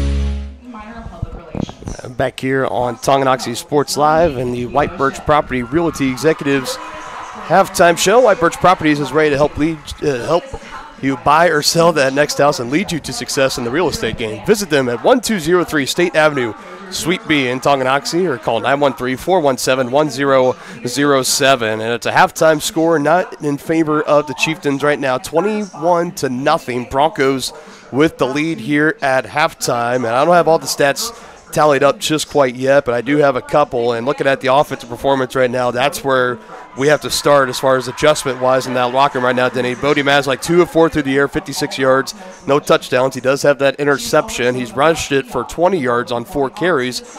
And Blake Riedel, 7 carries, 20 yards. Paxton Summers, he's had 2 carries for 4 yards, 3 yards. And then Jacob Marins, those 2 completions Mazalek had, both to Jacob Marins, and for 56 yards. And you're, under 100 yards of total offense and a half. That's not ideal now for this team. No, that's not good. Not maybe good enough to win this game. But hopefully they make the adjustments at halftime and come back and man up in the trenches and make something happen good for the Chieftains here in the second half. And I can probably personally guarantee you right now, being a former lineman myself, and when you have a half that does not go well, when you are pretty much on the offensive side especially, you're getting your tail whooped, as Coach Vaughn would like to say. And I imagine there's going to be some challenging of some manhood. No question. Let's try to figure it out here, fellas. You surrendered 5 sacks in that first half. No chance for Bodie to really get any time. There was that one on the 4th down try that was a strip sack. Ended up being the turnover on downs. And, some other sacks, it's not like they've been huge losses, but it's just been for Bodie, 1 step, 2 step, I got to run because the pocket's collapsing, pressure's coming up the middle for Spring Hill. And give credit to their defense. We talked about no question. They were a force to be reckoned with. 4 sacks and 4 forced fumbles in the game last week against Bonner Springs. And 5 sacks already in the first half. 5 sacks already here. And, Bonner, they held them to under 100 yards total in the game. So we knew this was a defensive unit coming in. We wanted to see them prove it against a team like Tongi. And, they've done that and then some. I think they've quieted a lot of doubters so far, at least for those that were saying, well, that was you beat up against Bonner. Let's see you do it against somebody else. Now, this is a legitimate team that Spring Hill has. On the offensive side for the Broncos, they've had, 5 drives, touchdown, punt. They ended with a touchdown there. 2 rushing touchdowns for the senior quarterback, Jordan Miller, 1 for 4 yards, 1 for 1 yard. The other one was supposed to be, the 3rd touchdown was supposed to be a 4-yard rushing touchdown for Mason Dodson. It was a fumble, and it was scooped up by Colin Rowson. That's the senior offensive lineman, 6 foot, 215 pounds. He gets the fumble recovery and goes in. And I learned this because I think last year Bodie Mazalek had a fumble and Gavin Rhodes recovered it, and Rhodes got credited for it because it was like a 7-yard rushing touchdown. Rhodes gets credited for it, so the big fella gets a 4-yard rushing touchdown, and he gets the name drop on our show right here. But there's got to be a lot of adjustments made here at halftime. I think it's got to start on that offensive side. On the defensive side, I think you're facing a really great offense in Spring Hill. I obviously, you don't want to give up 3 scores, but they have shown flashes of being able to stop this Bronco defense. I would hope that could continue into the second half. But right now, we got to come up with a new game plan on offense to try to help Bodie Mazalek, help those running backs, try to figure out something. And it's going to start at the offensive line and that protection. Yeah, if they're going to throw the ball here in the second half, I think you're going to have to scheme something to get the ball out of his hands really quickly because he just has no time at all to throw. But, like you said, we got a whole nother half to play. Maybe this will be a tale of 2 halves. That's what we're hoping for. That could happen. I'm trying to go back to my Rolodex of how long we've been covering Chieftain football, and I'm having a hard time trying to find a time where it was 21-0 at halftime. Yeah, it's been a long time. Within recent time. I think you go back to that 2022 or 2021 season. Talon Langford, then the sophomore starting quarterback. There were some games. Lewisburg and Eudora were some 40 to 50-0 big losses, but I don't think it was 21-0 at halftime in those games. If they were, that's how long it's been since we've been in this spot. So plenty more to break down here. We'll even try to take another look at those Wizard of Paws pregame area matchups, try to give you some updated scores. All that and more coming up when we come back. The White Birch Property Realty Executives halftime show. Keep it with us. More toppings, more taste, more value. Gambino's Pizza. You're gonna love it. Taste mouth-watering flavors in our new Chicken Bacon Ranch Pizza. Bring a crowd to feast on our 11 toppings Mobster Pizza. Pizzas with quality meats and a 100% real cheese, like our triple tasty seasoned sausage cravers pizza. Try favorites like pastas, calzones, sandwiches, appetizers, salads, and desserts. More toppings, more taste, more value. Gambino's Pizza. You're gonna love it. At Fort Scott Community College, we understand that a scary part of figuring out your future isn't only answering the question, what should I do, but where do I belong? Maybe you belong here, preparing for a career in healthcare as part of Fort Scott Community College's nursing program. Or maybe you belong on stage as part of the Hounds band or theater department. I don't know where you've been or where you're headed, but I know we're saving a spot for you because you belong at Fort Scott Community College. The same look and location of a classic drugstore with the services and supplies of a modern pharmacy. That's what you'll find at the Downtown Drug Store in Tonganoxie. Of course, Downtown Drug is the local choice for your prescriptions and health needs, but did you know they have the best selection of Tonganoxie Pride and Chieftain game day gear in town? And a whole lot more. Cards, gifts, home decor, and even the best way to satisfy that sweet tooth. The Downtown Drug Store. Call 913-369-3800 or visit them online at thedowntowndrugstore.com. Has your furnace left you out in the cold? Pipes plugged? Are you underwater with your water heater? If so, you'll be glad you called Ladd. Ladd Service Company in Tonganoxie has been your heating, cooling, and plumbing specialist since 1986. Ladd is your dealer for top quality brands like York, Aprilaire, and Wolverine Brass. Plus, they maintain and service all other brands. Schedule your appointment by calling 913-369-3509. Visit laddserviceco.com to see why you'll be glad you called Ladd. Midwest Chiropractic Center is a friendly and caring clinic providing comprehensive care for your chiropractic, rehabilitative, and fitness needs. Upon entering one of our offices, you are treated like family. The staff cares about your health, and their approach to care proves it. With 3 locations in Tonganoxie, Lansing, and Bonner Springs, plus some Saturday hours, Midwest Chiropractic Center is dedicated to offering affordable, gentle chiropractic care. Midwest Chiropractic Center, getting you back to active. Families and business owners have trusted Mutual Savings Association for over 100 years. They offer checking accounts, online banking, personal and business loans, investment planning, insurance and retirement plans, and so much more.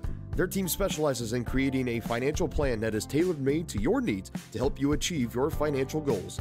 Visit one of their 6 nearby locations, including downtown Tonganoxie, or visit their website msa.bank.com to learn more. Member FDIC.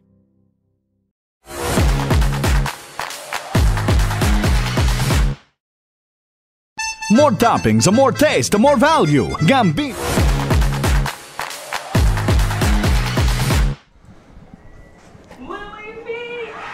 Back here, homecoming king and queen being announced here at Spring Hill High School.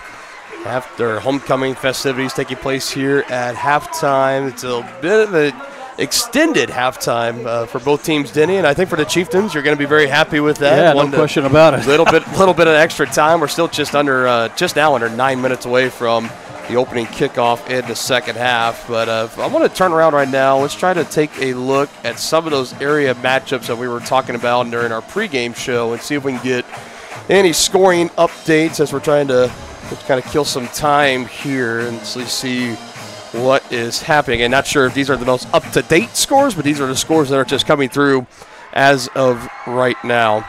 As we'll just call them as the first that I see. You got no score for Topeka West and Shawnee Heights. It's a 7-7 tie currently between Leavenworth and Lansing. There on the screen. Turner at DeSoto. Wildcats up 24-0. DeSoto on top of Turner. Basehor Linwood and Piper, a couple teams of the old Call Valley League before it dissolved back in 2018. It is 14-7 Pirates with the lead on the road at Basehor Linwood. That could be an exciting finish in that one. Shawnee Mission East Lancers up 21-14 at the Topeka Seaman Vikings. And a couple others just around the area. You got the ones near the bottom, Blue Valley Southwest, down 28-7 at Bishop Miege. And St. James Academy and St. Thomas Aquinas, 14-7 Saints with the lead over the Thunder.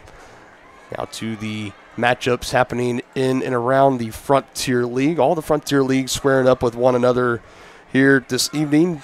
Out in week 2, Ottawa up 15-0 against the Baldwin Bulldogs. Paola Panthers and Lewisburg Wildcats. That game is currently tied at 14. Eudora Cardinals up 4 scores, 28-0 on the road at Bonner Springs. And, of course, our game here, 21-0 in favor of the Spring Hill Broncos as the halftime festivities continue to move along here as we'll step aside again, continue to break down our final thoughts on the first half and maybe some keys to the second half. See what the Chieftains can do. We'll be back.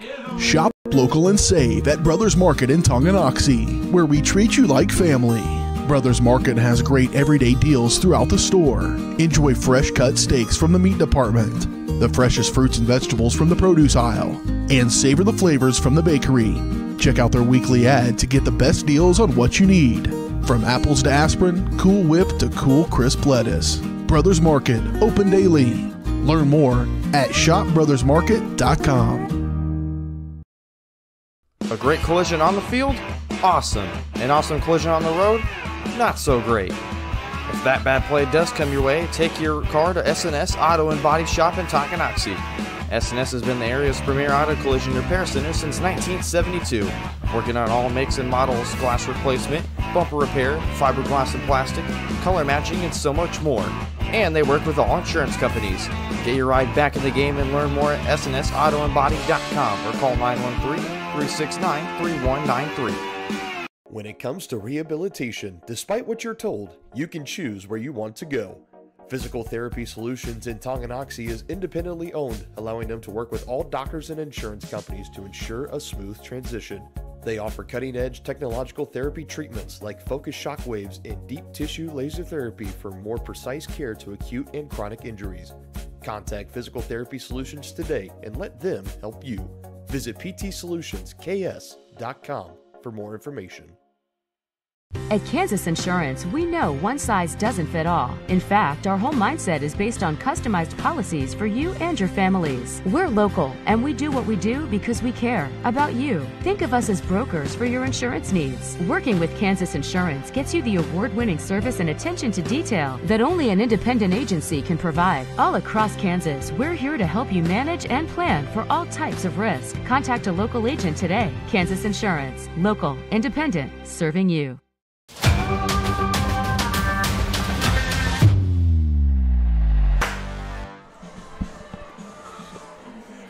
Not sure what's happening there, but the White Birch Property Realty Executives halftime show. Dylan Funk alongside Dennis Drennan. Some totals for the Broncos. Jordan Miller, we talked about his dual threat ability. It's been mostly with his legs. Through the air, he's 3 of 6, 33 yards. Nothing too flashy. Longest completion of 17 yards. On the ground, Hank Kachaver, 7 carries, 56 yards. Miller, 4 carries, 5 yards. 2 rushing touchdowns to his name. And Mason Dotson with 3 carries, 76 yards. He started the game on the first score. He set him up with a 45-yard rush. He had another big one not too long after, 28 total yards, and his last one went for 3. He fumbled on the potential touchdown run. It looked like the Chieftains had him stripped, and a fumble was loose, recovered by his offensive lineman. He then ran it in for the score. It's just kind of crazy how this game works sometimes. You could be looking here, you recover that fumble, maybe you go down and score. It's 14-7. Instead, it's 21-0. It's a game of inches and did all that for a reason, right? No question. No doubt about it. Through the air, for Miller, he's hit Folk one time for 3 yards. His tight end McAvoy one time for 13 yards, and Dotson out of the backfield caught a little screen dump off for 17 yards. That has been all the doing through the air for Jordan Miller. Like we mentioned, his 2 rushing touchdowns. Broncos, I will throw this out there. They haven't been to third down a lot. Only 2 times they had a third down, and they failed on both of them, 0 for 2. Mm-hmm. That's all the times they let the punts. But when everything's been churning so well, you don't get the third down very often. Exactly. So that's kind of, if you're looking at that, you're like, oh, man, 0 for 2 on third downs. That's great. Well, they haven't been in that's third down situation. Exactly. So they've been moving the chains. Got to try to do better on that. 2 penalties for Spring Hill, 3 penalties for Tongi. Tongi, as far as third downs, it can't get worse. They're 0 for 4. Yeah. So it's got to get better. It can only get better here in the second half. Hoping that happens. On fourth down tries, they are 2 for 3. So take that for what it's worth. Again, 3 penalties committed. The lone turnover, that was the interception for Bodie Maslak. He was picked off over the middle by Siler Stewart, the senior defensive back, 5'10", 155 pounds for the Broncos. So there's one of those, you could take it off the book for Bodie. We knew he was going to have that interception somewhere this season, and he has it here in week 2 in the first half. He tried to force it a little bit, but, when he has to get it out of his hands because he just doesn't have time to throw. For sure. And that was purely the case on that one of just trying to maybe do a little bit too much. But at the end of the day, don't blame them. That was Chieftains were right near midfield, just past midfield in Bronco territory. You were starting to feel like maybe they were going to get something going, and then that interception happens, and then Spring Hill would then take that and then go down, and they would punt on the following drive. The defense made a good stand, but then would score on that touchdown to wrap things up there in the first half. So we see the Broncos starting to make their way out of the locker room. The Chieftains are going to be not too far behind. Both teams will get a couple of minutes here to stretch and get ready for the second half. And Denny, I mean, as far as keys, there's a lot of ways that you can go, and you can't really be too fancy about these either. It's just for the offense, it starts with the protection. Got to find a way to protect. Got to be better at getting Mazlak some time, trying to open these lanes for Riedel. We've seen Paxton Summers get in and get some carries there towards the end of the second quarter.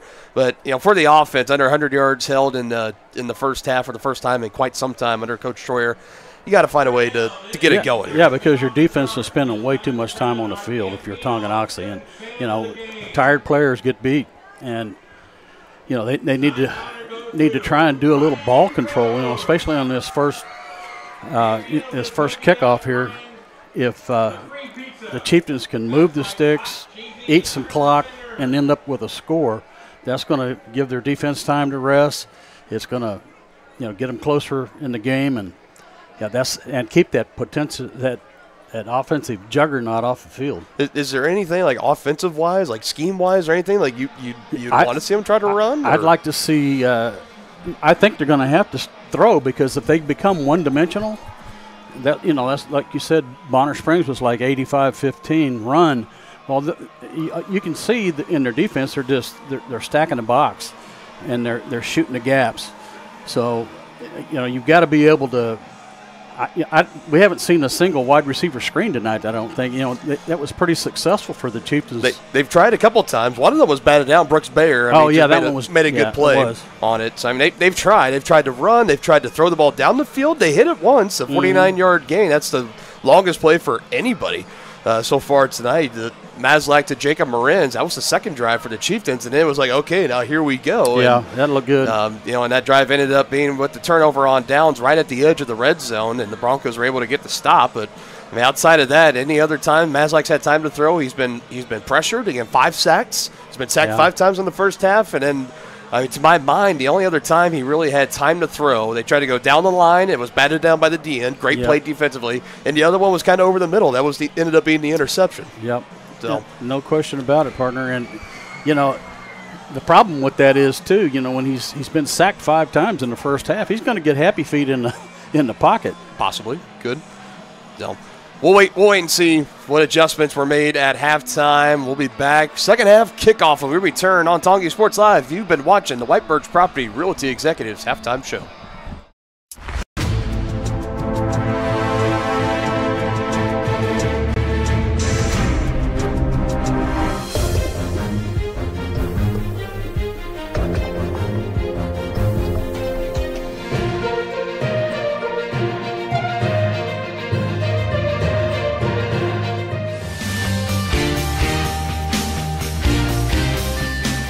For a winning team, contact White Birch Properties, the real estate MVPs.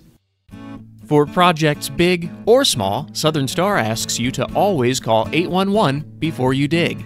It's free, easy, and keeps our community safe.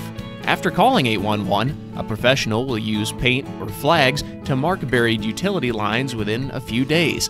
And calling 811 is the law. Hitting underground lines can disrupt utility service and cause serious injury. Safety is in your hands. Every dig, every time. Hers Incorporated in Spring Hill is your area's premier small engine repair shop. Before you replace that faulty trimmer or mower, let our experts get you back to work. And if you are in the market for a new handheld, we carry Maruyama and Red Max trimmers. Plus, Hers is still the best place for hydraulic hoses, cylinder repair, and mechanical control cables. If that's not enough, we're also a UPS drop-off location. To learn more, visit us at hersinc.net, call 913-247-3530, or just stop on by.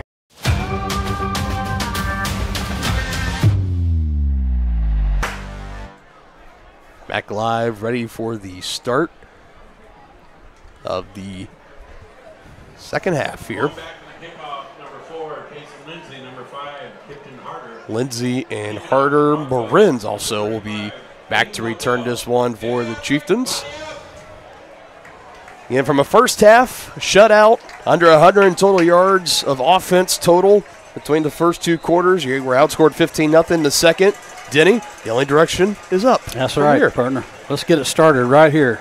This is going to be an important tone-setting opening drive here to start this second half and end this third quarter. Here's the return. Marin's, I should say, is hit and brought down right as he approaches the 20-yard line. Looks like first Bronco in there, Sean Best, number 26, to make the hit. So the last full drive for the Chieftains, it ended with that interception. They had the interception and then a punt after. Of course, they had the kneel down. That technically does go down as a possession, but they just kneeled it down. 6 seconds left. They took it into the locker room for halftime. Broncos still coming out there. You see that they're just kind of shuffling around. This is something I, quite frankly, have never really seen a whole lot of, but it's been very effective. But here's a run on the ground. Blake Riedel slipped as he was making a cut, as he had some room to get past the 30 and maybe close to that first down, but he trips at the 29-yard line. But a good gain out of the gate here. That's a good start. Second and 4 for the Chieftains at their own 29. Take a 6-yard run on first down. Got nearly half of his first half yardage there on that one carry. He had 20 as he picked that one up for 7. Now Mazlak to throw. Pressure again. Bumped. Now he's going to run. Has some space on the left side. Able to break a tackle, and he'll get out of bounds. He kind of gets bumped into on that sideline. Unintentional, of course, but he picks up the first down for the Chieftains. 2 plays and a first down already. Great start for the Chieftains here. Need to keep it going. Move those sticks. Burn that clock. That was, again, another example of Mazlak facing pressure. He even had a Paul on him, was able to get away, bounce it out to his left, and able to make something out of what looked like was going to be nothing. First and 10 now for the Chieftains at their own 35.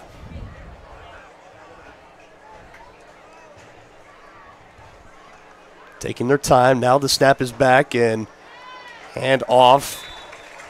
Wrapped up. Brooks Bayer again on the stop, having a good day on defense.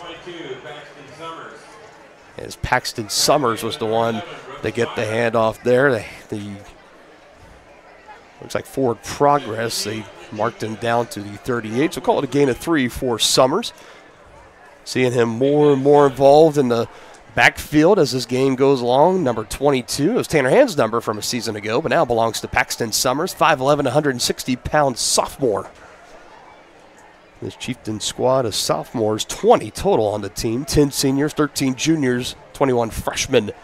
As Bodie will pitch it out, and it might end up being a 1-yard loss. I'm not sure if he got back to the line of scrimmage, and a penalty flag comes in late, and this could be going against Spring Hill. Could be.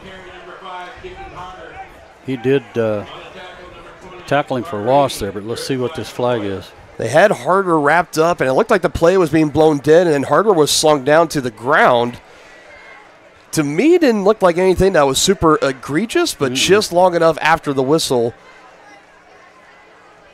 Or this could be something else. I'm just, from what my eyes saw, and its indication is going to be against Spring Hill. Remember, they had one unsportsmanlike penalty in the first half. And that's a big one. It's got to be personal foul, I think, or unnecessary roughness. Unnecessary roughness, yep. That will help the Chieftains. After the penalty, ball spotted Spring Hill, 48. First and 10 Chieftains. Come on, Chieftains, keep it going. Into Bronco territory they go. Just a touchdown on this drive can really change the mood and the momentum in this game. First and 10 after the 15-yard unsportsmanlike penalty, and Marins will come on from the sideline and out onto the field. Time running down, and Coach Schroyer's got to take a timeout. Yeah, I'm not sure what that was all about.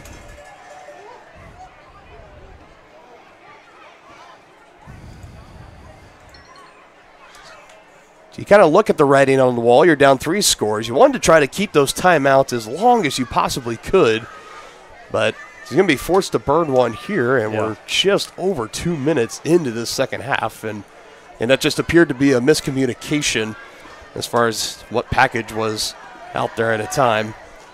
So we know in years past, Tongi's kind of gone more with they'll have signal callers over on the sideline, kind of doing some different hand motions and stuff, and everybody's looking out over there. They're really vocal. It's a job of everybody on the sideline to say what package is supposed to be out there to know, hey, I'm in that package. I need to be out on the field here. This year they've kind of gone more with the, Coach Troyer's kind of got like the Andy Reid, like Denny's menu kind of play call. He's got tons and tons of options on there, and he will signal something in to Bodie, and then Bodie relays that along. So the play calling process is maybe just a touch slower, but it does call for more people to kind of be on the same page. So when you have somebody that's off the field that's supposed to be on the field, slows things down, and by the time they realized it was under 5 on the play clock, had to take that time out. And you don't want to be that player on film day. No doubt about it. 2-by-1 set, 2 receivers near side. Roman Holthouse, the closest to us on the bottom of your screen. Been targeted once, hasn't been able to bring one in yet. Mazlak pulled that one out, trying to dance around a couple of Broncos defenders, but he'll be tripped up for a 1-yard loss. The Broncos are just living in the Tonganoxie backfield.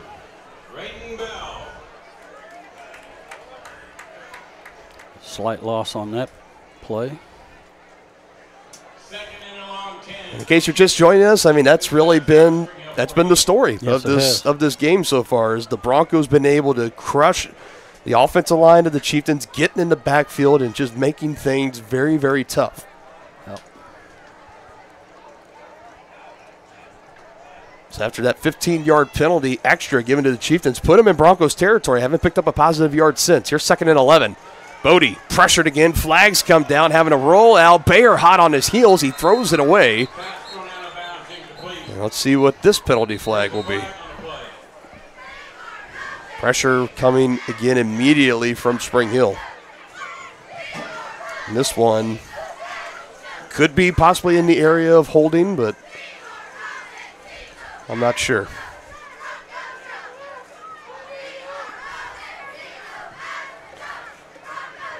See the Whitehead, he's communicating with Coach Bouchard on that Spring Hill sideline as to what exactly he wants to do with it. So all indications would say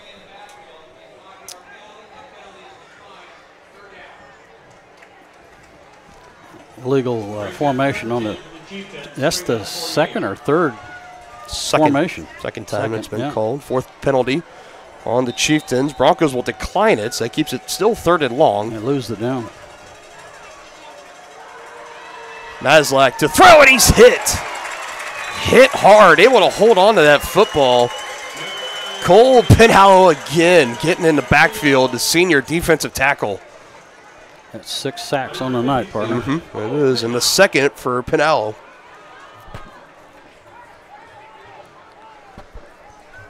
I think if they're going to throw, I think they're going to have to use a bootleg or roll out. I mean, he can't stand, there is no pocket.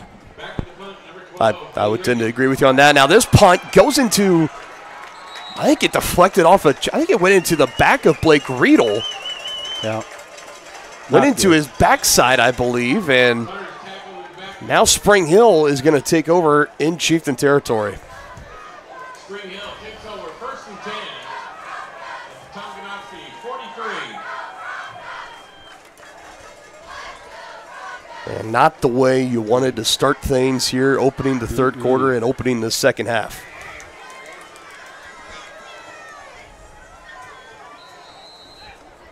The Bronco offense back out, still holding on to that 3-score lead, 21-0. They will start right in Chieftain territory, 1st and 10 at the 43. It was the rushing attack, only 33 yards through the air did Spring Hill have in that first half. They've been making their money on the ground. Let's see what they do here as they go to the air, and they'll throw it down the line, complete. Little wide receiver screen that Tongi had good luck with that last week. Keegan Folk able to bring it in. 2nd reception of the night for him. It's a good gain for 6 yards. 6 yards, yeah. 37. 2nd and 4 from the Broncos. So Folk, the first Bronco receiver to have more than 2 or more receptions tonight. See, he was starting to come to the near side. Now we'll sprint out to the far side. 2 in the backfield. Dobbins and Kachaver right behind Jordan Miller. Takes a snap. gives it. And Dobbins is hit in near the line of scrimmage, was able to fall forward, still makes a positive gain out of it, gets one. Elijah Holthouse in on that stop. 3rd and 3 for the Broncos at the Chieftains, 36. Well, you would like to see the Chieftains stop them here, but I believe this is 4-down territory for the Broncos. Could be. See what they do here. It's only the third down. Broncos are 0 for 2 tonight. And Kachaver is going to get the first third down conversion. It comes on their first drive in the second half. So that run for Kachaver will keep this drive alive for Spring Hill. 1st and 10 Broncos at the Chieftains, 32.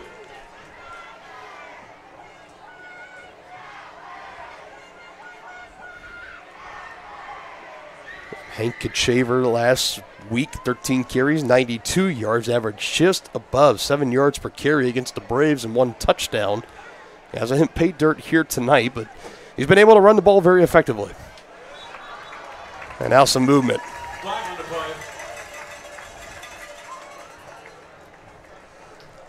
It's going to be offsides on the Chieftains, it looks like. So 1st and 10 will now become 1st and 5, and knocking on the door of the red zone is Spring Hill. At the Chieftains, 27.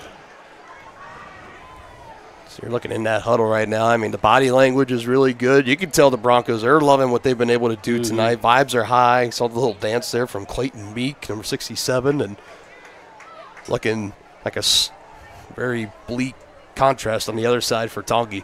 It's not been a night for the Chieftains so far. Trying to make a stand here. Miller will pull it out. Head of steam inside the 20, lowers the shoulder, past the 15. That's a good read by Jordan Miller there.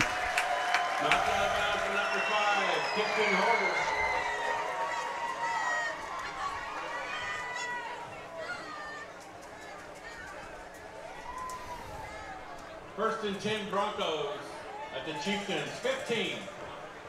So you had rushes from Kachaver. You've had one from Miller, one from Dotson. Everybody getting involved here. The wide receiver screen to Keegan Folk. Multiple playmakers getting their hands on the ball for Spring Hill. Part of what makes this team so lethal this year. Many, many guys that can hurt you. Kachaver's going to be bottled up. Joel Murray is there. Eventually will bring him down. Pitched it out late to Miller. Play was already blown dead, and Robbins was already right there on Miller if the play was kept alive. And that'll be a loss of a yard or two here for the Broncos on the handoff to Hank Kachaver. 2nd and 11 for the Broncos. Chieftains, 16. Just anything, any play like that, if you can get a team behind the sticks, maybe throw their rhythm, throw their timing off just enough. This defense in desperate need of a stop.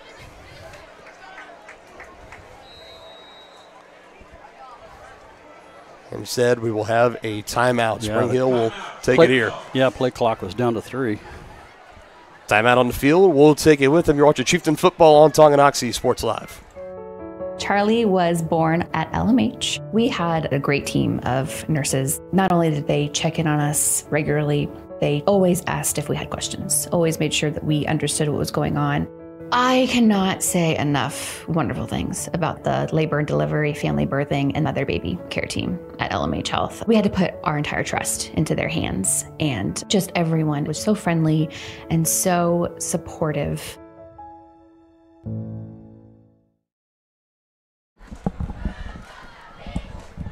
And a timeout called on the field for Spring Hill. There's been a couple of times tonight where they'll be huddled up, the play call taking a little long to get in, and by the time everything is sorted out, play clock will be under 5 seconds. So both teams 2 timeouts remaining in the remainder of the second half.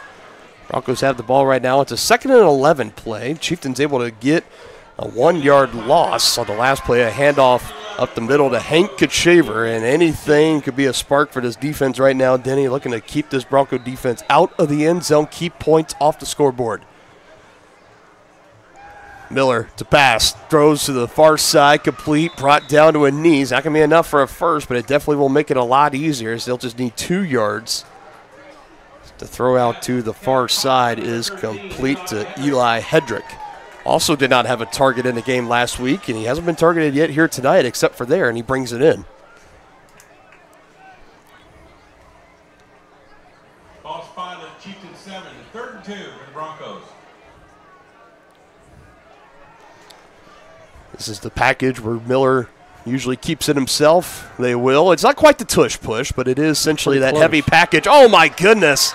They're going to carry him into the end zone. And credit to the big fella on the offensive line as he just helped carry Jordan Miller. That was Cole Pinallo, one of the big fellas they put in that big package. And it looked like Miller was stopped right near the line to gain, and then all of a sudden he just kept going. Oh, my goodness. Broncos version of the tush push. You could call it like the stable package. I don't know what you want to do with it there. Every time they have in short yardage scenarios and they need those yards, they run that package out there. It's worked every time so far tonight. That last one, special credit to Pinallo. This one's going to be blocked and deflected. I don't believe Roman Holthaus might have gotten a fingertip on that, crashing in, coming in on the edge. So 2 extra points go awry, 1 missed, that one blocked for Spring Hill, and that will keep this at a 27-0 ball game. Chieftain offense coming back on the field. We'll see what they can do with it when we return. More toppings, more taste, more value. Gambino's Pizza. You're gonna love it. Taste mouth-watering flavors in our new chicken bacon ranch pizza. Bring a crowd to feast on our 11 toppings mobster pizza. Pizzas with quality meats and a 100% real cheese, like our triple tasty seasoned sausage cravers pizza. Try favorites like pastas, calzones, sandwiches, appetizers, salads, and desserts. More toppings, more taste, more value. Gambino's Pizza. You're gonna love it.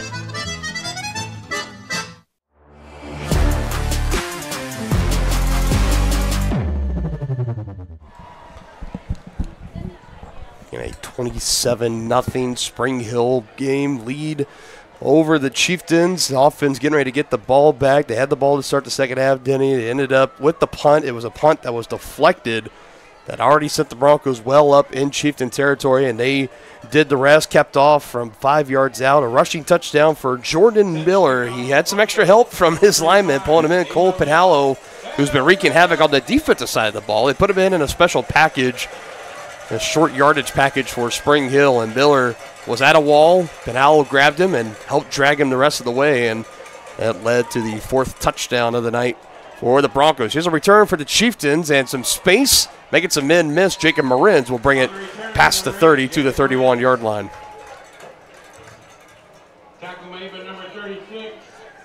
Good return by Jacob there. There's the first cramps I think we've seen tonight. Well, he's up. There's Owen Robbins for the Chieftains, a little hobbled, and he will make it over to the sideline. And athletic trainer Mark Padfield and his staff from LMH Health will continue to work on him, get him hydrated, and get him ready for the next defensive stand, I'm sure. So the quest continues for the Chieftains, currently being shut out, trying to get some points on the board, get this offense churning. They start on the ground. Summers on the carry, and he'll get about 3. Yet another tackle for Brooks Byer for the Broncos, one of the 19 seniors on the team. And Paxton Summers, Denny, we've seen him pretty much from that towards the last drive of the second quarter. We saw him in there, and he's been getting more and more of these carries as his game continues to go along. Maybe try to spell Blake Riedel to have his legs more used on the defensive side of the ball. Or just could be trying to shuffle around and just trying to find something to crack this suffocating Bronco defense right now. Maslak will pull it this time. Trying to get by a defender. He does, but not going to get too far. Pinallo again putting the final hit on that one to bring Maslak down to the turf.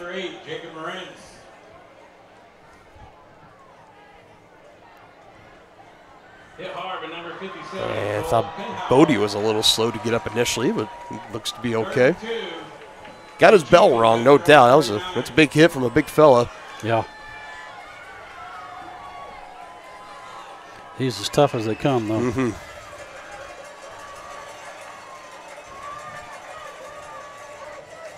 Chieftains looking for a third down conversion, 3rd and 2, and they will get it. Courtesy of Paxton Summers. Tackle made by number 42, Braden Bell. Much needed there for the Chieftains. Fresh set of downs. So they've started pretty good as far as getting more third down conversions. 2 for 2 here in the second half. 2 of 3, I should say.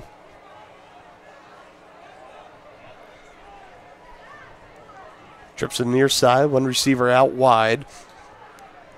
Snap back. Oh my goodness. Maslak pulled that out at the last second. I haven't heard a whistle yet. Now whistles will come in, and Paxton Summers was hit and put into the lap of Bodie Maslak as pressure crashed in immediately for Spring Hill. Oh my goodness. That's, yeah.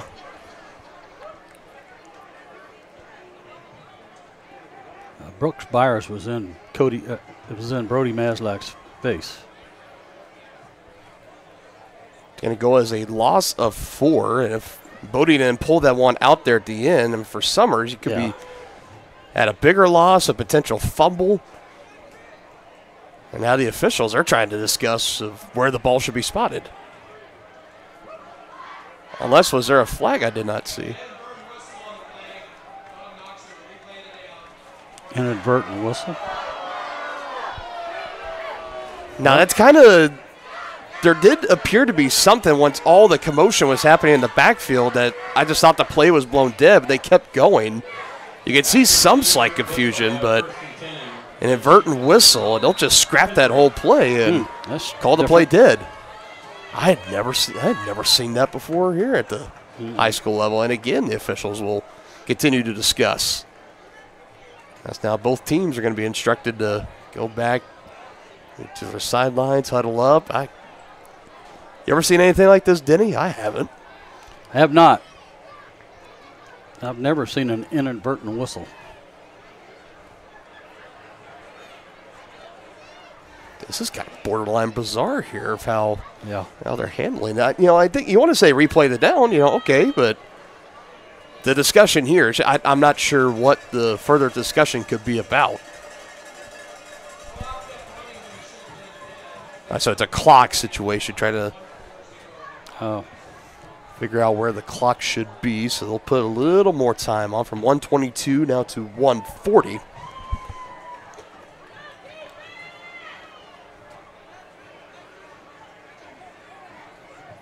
And everything should be in order now. And okay, here we go. A bizarre play, but wiped out on an inverted whistle. We scrap it up again, 1st and 10. And it's still going to be a loss here for the Chieftains. Summers wrapped up Bayer, and you had number 5, Caden McKenna, also in there. And Brooks Bayer, man, he looks like a man on a mission so far tonight. He has been all over the place for Spring Hill in the middle.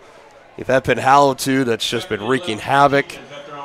That'll go as a 1-yard loss as Blake Riedel will get back in the backfield. Whitehat's talking to Brooks Bayer about, not slamming him to the turf, I think. Sure. 2nd 11 on the 1-yard loss. Maslak pressured again, running for his life still. And now he's brought down at the 31-yard line. Sack number 7. McKenna back there again, and you beat me to it, Denny.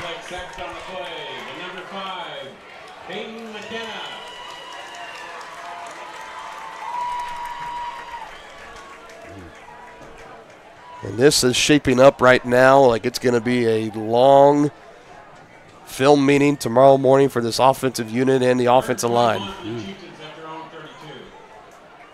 3rd in Miami County coming up here. 22 to be exact.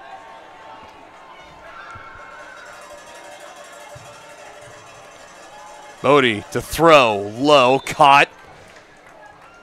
Play is blown dead, but he finds his man Landon Ruff. Coverage on the play with number 0, Mikey Beck. That's the end of the fourth quarter. That was the first completion of the second half for Bodie Maslak, and it comes on a 3rd down at 22. He picks up 6, still 4th and long. 3 down, 1 to go here from Spring Hill High School as the Fours are up. Broncos in control, 27-0. They continue to shut out the Chieftains as they will punt it away on the other side when we return. Does your roof have possible storm damage? Looking to get solar panels? Or is it just simply time to get it inspected? That's where Balmer Roofing and Solar come into play. Balmer Roofing has a combined 40 years of experience with JAF Master Elite and Emerald Pro contractors. The Balmer family and their team are ready to give your house a brand new roof or solar panels at an affordable cost with a 50-year warranty. Life has mishaps and they want nothing but your customer satisfaction. Let them prove why so many of your neighbors choose Balmer for their roofing projects. To schedule a free inspection, call 913-845-5252 or visit them online at balmerroofing.com. Inviting, connecting, serving, and growing. That's Grounded Coffee House in downtown Tonganoxie. Enjoy the best cup of coffee in town 6 days a week and pair it with freshly made from scratch pastries, muffins, cinnamon rolls, and so much more. A little better punt that time.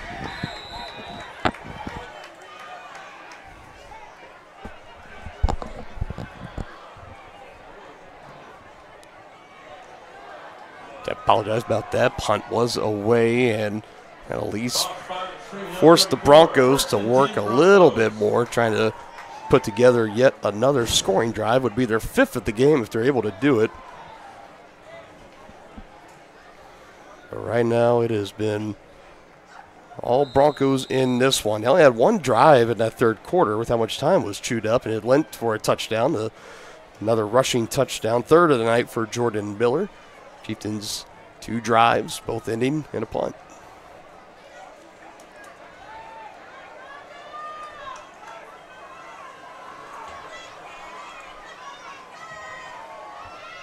Throw out, wide side, complete, head of steam, lowers the shoulder, takes some contact. It's a good 9-yard gain through the air there for Spring Hill, and out to 81, Wyatt Gatlin, as we're starting to see some more and more names deeper down in the depth chart start to get in for Spring Hill. And Robbins, who was dealing with some cramping earlier, was able to hobble off to the sideline, and here he is again. He will continue to be checked out by the training staff over there on the Chieftains sideline. So they do mark him a yard back, so from a gain of 9 to a gain of 8.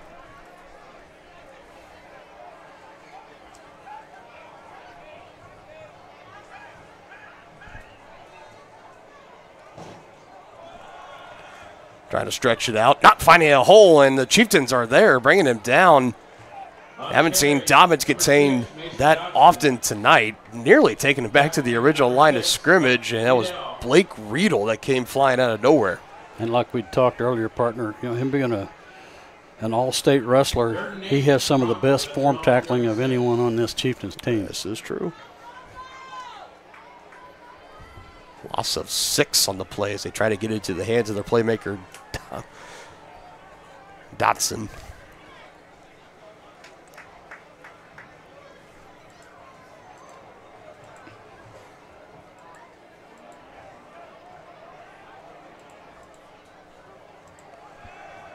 The throw. Kachaver able to catch it, shakes off one would-be tackler and rushes hard down near the 40. Yeah, he's hard to bring down. Mm-hmm. Tackle maybe number 22, Paxton Summers. And decision time will come here for the Broncos. It looks like they are going to go for it. 4, the Broncos just short of their own 40. It looks like they're going to go for it. Chieftains need to stop them here. 4th down and 4. Broncos haven't attempted a 4th down play yet tonight. They may be trying to draw them off. Trying to get those free 5 yards. They are going to run a play, and Miller will pull it out last second, and he pitches it to Dotson. A penalty flag comes in. It's a 1st down for the meantime for Spring Hill, but let's wait and see that penalty flag that came in. It was on the far side of the field.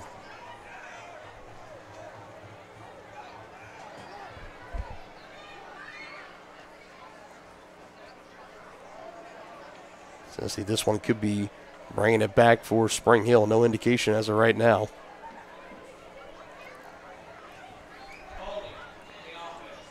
Be defensive holding, 10-yard penalty. Well, he pointed the wrong way. It's holding against Spring Hill. Okay, let's see. As soon as I said that, they started going backwards. It's like, wait a minute, this doesn't add up. Fourth penalty of the night for Spring Hill.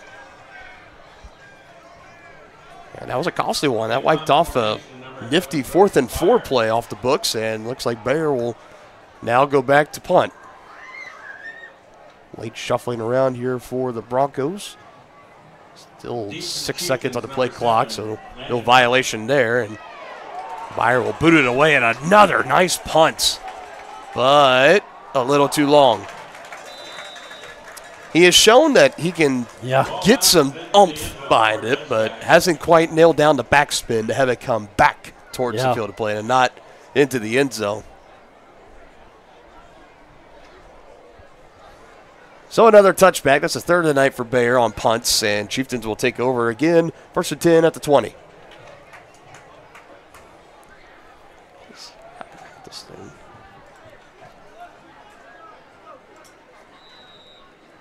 First and 10 Chieftains at their own 20. Let's go,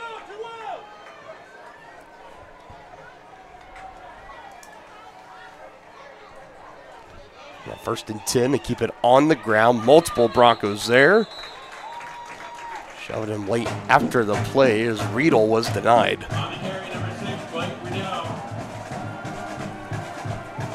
Tie continues to go, under 9 to go in the ball game.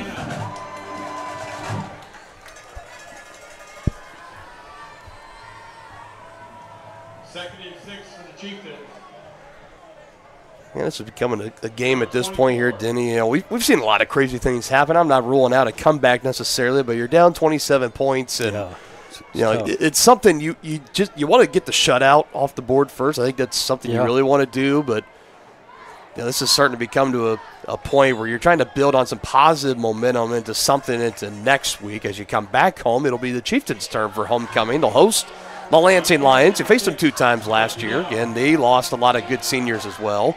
Still have Jackson Pollard. He's a dynamic playmaker, one of the best in the state of Kansas. As the score stands right now, it looks like the Chieftains will be coming back home 1-1, and it's not the worst thing to take a loss. Although we talk about when it comes to playoff seeding and stuff and how it works in 4A, it's never the worst case to have one loss, but the way that they have just been dominating this game and the losses appear to come that's what could be a little bit troubling for this team to try to accept. But for any well-coached team and any great team led by senior leaders, the only thing you could do is you try to learn from it, move on, short memory. That's what you got to do. Put this one in the rearview mirror.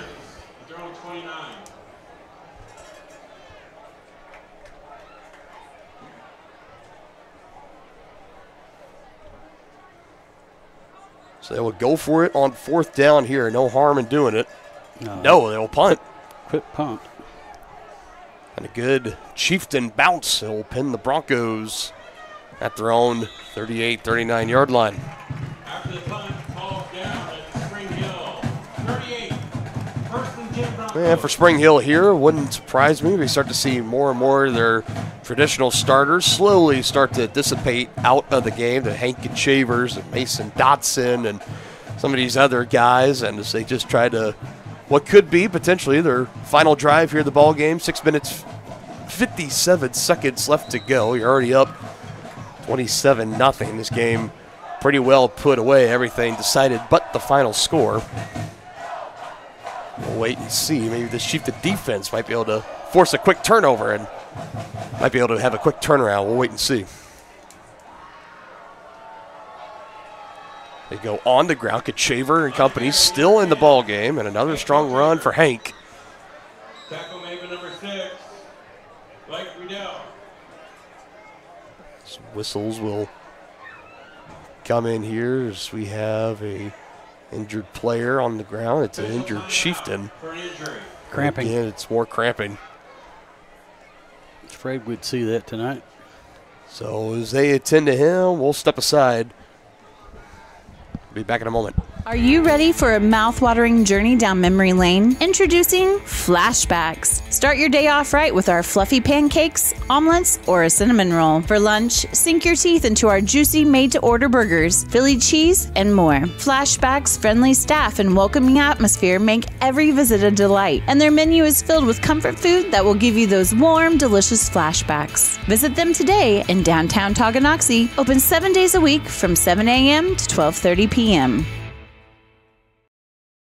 Families and business owners have trusted Mutual Savings Association for over 100 years. They offer checking accounts, online banking, personal and business loans, investment planning, insurance and retirement plans, and so much more. Their team specializes in creating a financial plan that is tailor-made to your needs to help you achieve your financial goals. Visit one of their 6 nearby locations, including downtown Tonganoxie, or visit their website msa.bank.com to learn more. Member FDIC. So it was Joel Murray, the Chieftain, a little banged up on the play, dealing with the cramp. He got stretched out by an athletic trainer, Mark Padfield, helped over to the sideline. We resume a 2nd and 6 play here for Spring Hill. Play action. Miller will throw wide open on the far side, catches, and brings the toe tap. No, they're going to say incomplete. Yeah, he didn't get his foot down.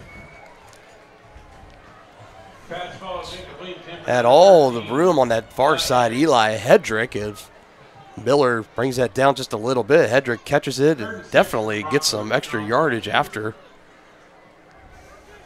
A little offline from Miller, and it goes incomplete. They're down in 6 here now.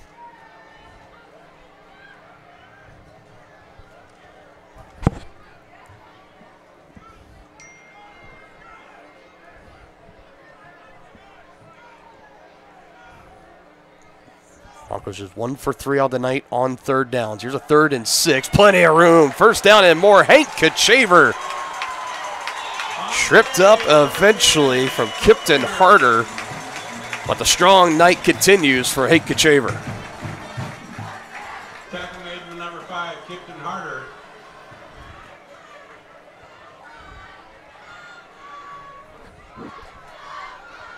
And do we have another Chieftain down? We do.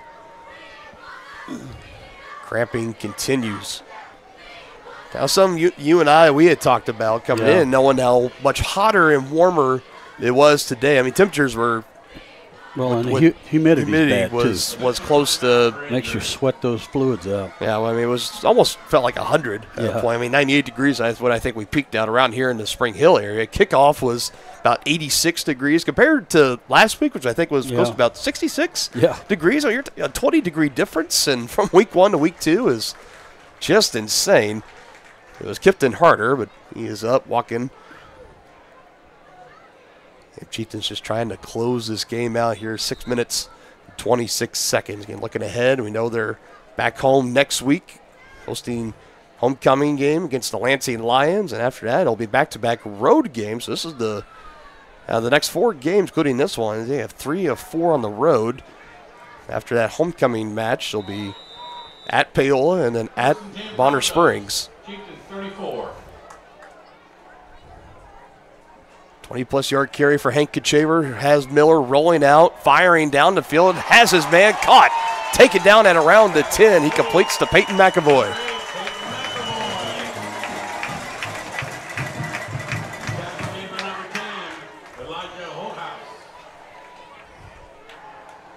Another big gainer through the air for Spring Hill. 1st and goal, Broncos at the 10-yard line. That's the most efficient that Miller has looked through the air this evening. He was on the money there. No doubt. Goal to go now for Spring Hill at the 10. Miller looking to throw, surveying, rolls out. Not a white jersey really near him. He fires a bullet to the end zone, and it is caught for a 10-yard touchdown. Rolled out what felt like forever, and he eventually finds Keegan Folk in the end zone for 6.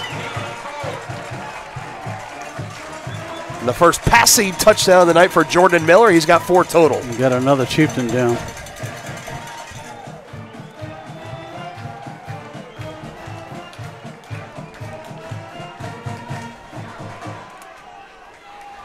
Cramping. time in the end zone, too. Too far away. I haven't been able to catch a number, but and Padfield is there. They work on him. It looks like, I believe, Hunter Neihart. Broncos are setting up for a 2-point conversion. Hunter's up on his feet. He's okay. Yeah, they're going to go for 2 here because they missed that last extra point. That's really been the one kind of negative tonight for Spring Hill is they've been 2 missed extra points. One on just a pure miss, and then the last one was blocked. And the Chieftains cross the neutral zone early again. They did that the last time they went for 2. And that'll put the ball at the pretty much the 1.5, 2 yard line here. Puts the ball down on yard half. Yep.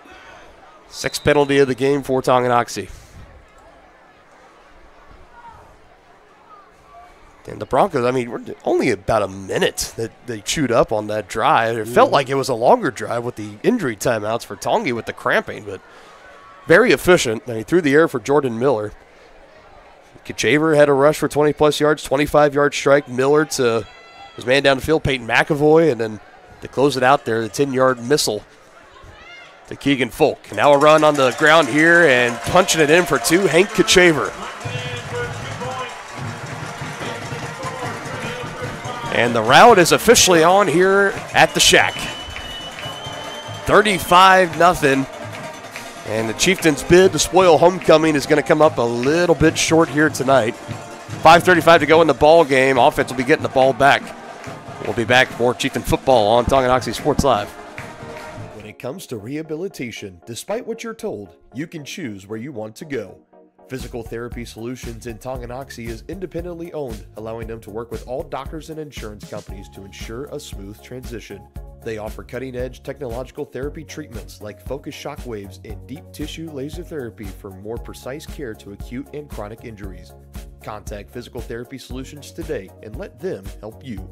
Visit ptsolutions.ks.com for more information.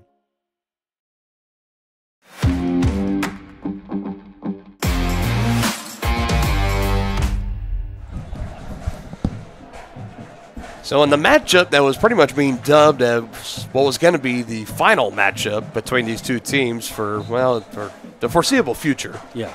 At least. Tongi being a 4A, Spring Hill 5A school. Last year within the Frontier League, so you don't even have a chance of seeing them in the playoffs unless there's classification changes on either side, of course. But that does not appear to be happening for either school anytime soon. And it has been the Broncos to come out, and they have made it their own, 35-0. They have blown out the Chieftains here on homecoming. Offense will be getting the ball here. At least one more drive for this Chieftains squad. As a kickoff takes it back right to the 2-yard line. A return here, hit. And eventually going to be wrapped up, brought back. Is still on his feet was Jacob Marins, but the play was already blown dead. There's already been a couple instances where some plays after the whistle have gone on. We've seen the officials talking to players on both teams to say, hey, don't slam them on the ground. So any chance when it looks like forward progress is stopped, the play's dead, they've been blowing the whistle a little bit quicker. As you saw Barretz, he got out there and he was like, man, just let me run. But all right, looked like the play was well done and stopped from there. 3 drives in the second half, 3 punts for the Chieftains. One potential final chance to put some points on the board here to wrap this game up. They're going to go on the ground, not going to be able to get away, making the tackle, number 32, Mason Harvey, for the Spring Hill Broncos. And another negative play for the Chieftains. I haven't been able to efficiently keep track of those tonight, but I can guarantee you for our pregame show next week, that's going to be a big thing. Negative plays compared to positive plays tonight for the Chieftains, as that ratio, it's not quite exactly where you want it to be. No. That one a loss of 1. As they had in the backfield, tough rush.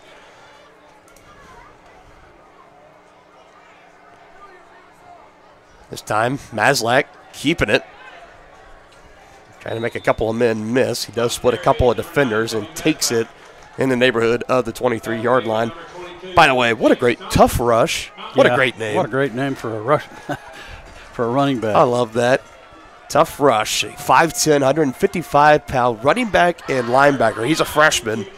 Tough rush, running back, linebacker. That's almost out of a movie. Yeah, I feel like. Hopefully we'll be calling his name a lot in What the a great coming name. years. No doubt about it. One of the many Chiefs like we have for the many years now we've got to see kind of grow up in front of our eyes. This guy, one of them. Bodie Maslak, another strong run right at the line to gain. And they'll go ahead and move the chains. Yeah, he picked it up. Good.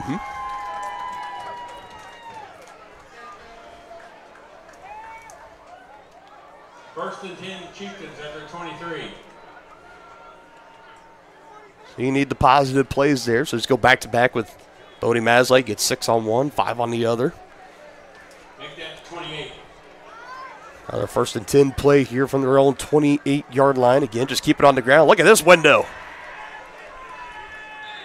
Strong running here, close to the 45. They go back to Paxton Summers. He takes it for a nice game. One of the best plays here in the second half, longest plays in the second half by far. Yeah. Second longest play of the entire game for Tongi. Only one longer, back to that second drive, 49-yard completion to Jacob Marins. That's it.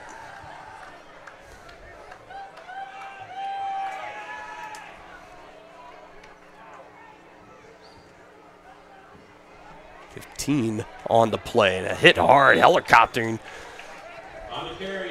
right at midfield. And it looks like a Bronco is going to be slow to get up on this one. It was Andrew Pullen, number 28. He is the one that is slow to get up for Spring Hill. That was another carry for Rush. He takes it right at midfield, and Bronco injured on the play. We'll step aside and say, tend to him on the field. Charlie was born at LMH. We had a great team of nurses. Not only did they check in on us regularly, they always asked if we had questions, always made sure that we understood what was going on. I cannot say enough wonderful things about the labor and delivery, family birthing, and mother baby care team at LMH Health. We had to put our entire trust into their hands, and just everyone was so friendly and so supportive.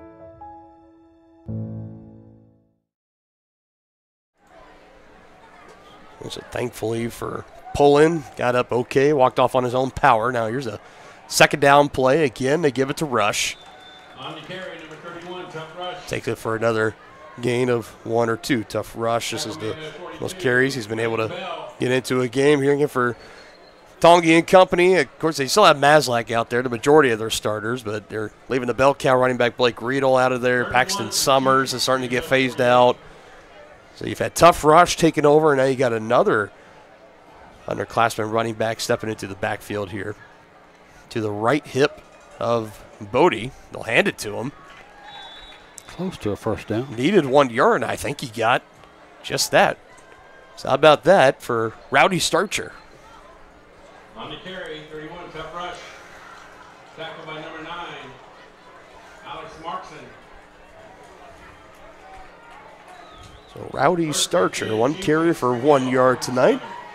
And 50 seconds to go in the game. Tongi, again, they're just going to try to keep everyone healthy as possible. Maybe run one more play here. You'll just got to run this play. You don't have to run another one after. So here's the final play of the ball game, presumably. Rowdy Starcher up the middle. Solid running from the young kiddo.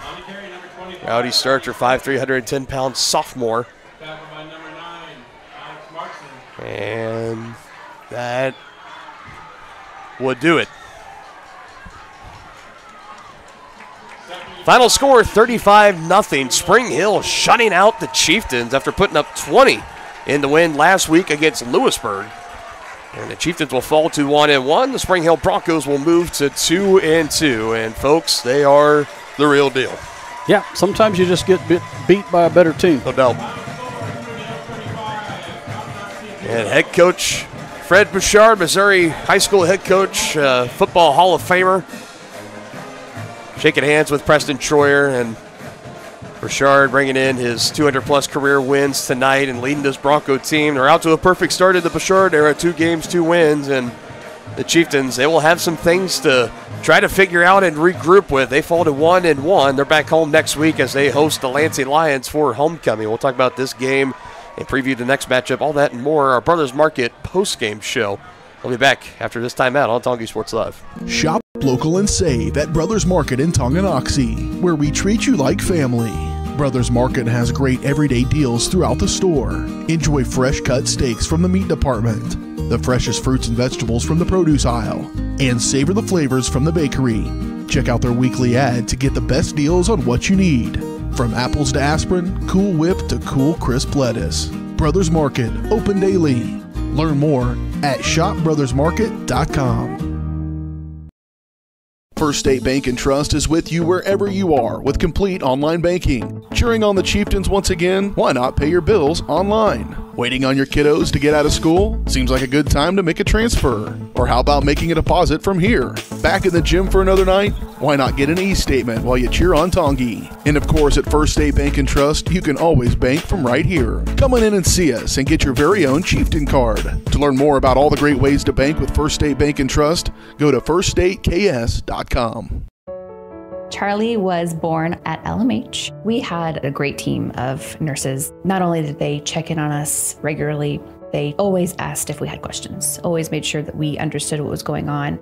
I cannot say enough wonderful things about the labor and delivery, family birthing, and mother baby care team at LMH Health. We had to put our entire trust into their hands, and just everyone was so friendly and so supportive.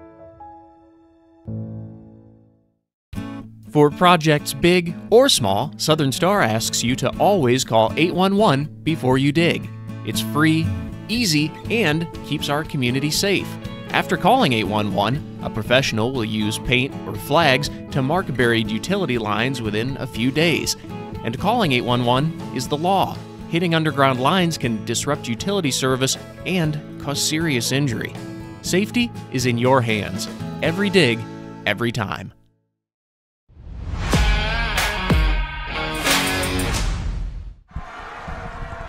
Welcome back here, the Brothers Market post-game show on Tonganoxie Sports Live. You can check out their weekly ads and specials in store or online at shopbrothersmarket.com. Brothers Market, where they treat you like family.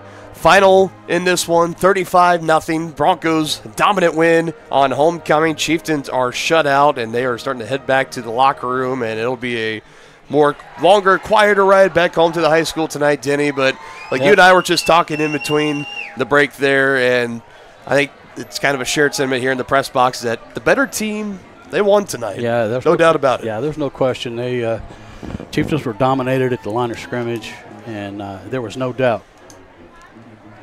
But you learn from this. You have your film sessions, and you got to try and get ready for Lansing, who's your homecoming opponent next week. So a little more emphasis on a better performance. Yeah, no doubt about it. Some of the totals here for Tongi, Bodie Mazlik through the air. I mean, 3 of 5 attempts, 3 completions tonight. That's pretty good for Bodie. He got sacked 1, 2, 3, 4, 5, 6, 7. Yes, 7 times. That's, I think for me, that's priority 1 where it starts on the protection of the line. I mean, it's just, you can't have that. He was running for his life all night. And as far as the negative yards, I mean, they definitely were over 10 negative plays tonight. I will have the final total for you all next week. Doing the stats, running the show behind the scenes, I just can't properly keep track every single one. But it was not where the Chieftains wanted it to be tonight. 3 of 5 for Bodie Mazlik through the air, 62 yards. He did have that 1 interception. No touchdowns, obviously, with the no score. Added 43 yards on the ground and 9 carries. Tough rush there late, 3 carries, 8 yards. Blake Riedel, 9 carries, 31 yards for the game. Paxton Summers, 8 carries, 28 yards. Jacob Morin's going through the receivers now. 2 receptions. He had that 1 for 49 yards, and he had another one for 7. That was it. 2 receptions, 56 yards for him. And Landon Ruff, 1 reception, 6 yards. That was it for the offense tonight. You were just not good enough. 4 of 8 on third downs tonight, which they were 0 for 4. They went perfect. 2 for 2 on fourth. That's actually not. I haven't done that correctly yet. They were 0 for 4 in the first half. They definitely hit on a plus 50% mark in the second half. I know that's not right when I'm looking at it on my sheet. But that's just the way it goes sometimes. 2 or 3 on fourth downs. And, again, at the end of the night, it was just a better team. Won tonight. You had said it in your First Security Bank keys to the game. It was going to be one in the trenches at the line of scrimmage, and it was pretty clear that the Spring Hill defensive line especially, just no answer for Tongi. And the Spring Hill offensive line, they were opening up holes all night long tonight for their running backs, Hank Kachaver, Jordan Miller, Mason Dotson, and a couple of these other guys. They were just having their way. Yeah, that's a three-headed monster in that backfield. You got Kachaver, who we couldn't tackle, and Dobson, who's been a star since junior high, grade school. And when you're hearing about a player and how great he was in middle school and how excited they've been for years and years, and then Jordan Miller at quarterback. Yeah, I mean that's a pretty tough backfield. Yeah, I mean that's kind of the one knock I feel like on Jordan Miller is everyone talks about. Well, he's not. His passing numbers are low and stuff. When you're able to run the ball as well as they are, you don't really need to go out there and put up 100 yards passing. No, that's you just he can do it with his legs as well. Yeah. No doubt. I mean, so, that's just the way it goes tonight for the Chieftains. Shutout in the 35-0 loss. We'll take one more break. Got to give some love to some sponsors here. We'll take a look at what we have coming up down the line here on Tongi Sports Live and wrap up the broadcast. Be back here in just a few moments. I was just wondering. Enter query. Should I use a robot? Vacuum? No. Are robots taking over the world? Yes. Sometimes humans are just more helpful. Unlike a robo-advisor, we can put together a personalized plan. Farm Bureau Financial Services. It's your future. Let's protect it. Contact Farm Bureau agent Tex Vandervoort from Tonganoxie today. Families and business owners have trusted Mutual Savings Association for over 100 years. They offer checking accounts, online banking, personal and business loans, investment planning, insurance and retirement plans, and so much more. Their team specializes in creating a financial plan that is tailor-made to your needs to help you achieve your financial goals. Visit one of their 6 nearby locations, including downtown Tonganoxie, or visit their website msa.bank.com to learn more. Member FDIC. Tonganoxie is the ideal location to start a business. That's why the Tonganoxie Business Association has strived towards a common goal of adding value to businesses and the community since 2015. They assist in providing improved services for customers and visitors, encouraging and enhancing businesses, and preserving historical and cultural assets. Follow them on Instagram for the latest and upcoming event information and become a member today by visiting their website, tonganoxiebusinessassociation.com. Proud supporters of Chieftain Athletics. The same look and location of a classic drugstore with the services and supplies of a modern pharmacy. That's what you'll find at the Downtown Drug Store in Tonganoxie. Of course, Downtown Drug is the local choice for your prescriptions and health needs, but did you know they have the best selection of Tonganoxie Pride and Chieftain game day gear in town? And a whole lot more. Cards, gifts, home decor, and even the best way to satisfy that sweet tooth. The Downtown Drug Store. Call 913-369-3800 or visit them online at thedowntowndrugstore.com.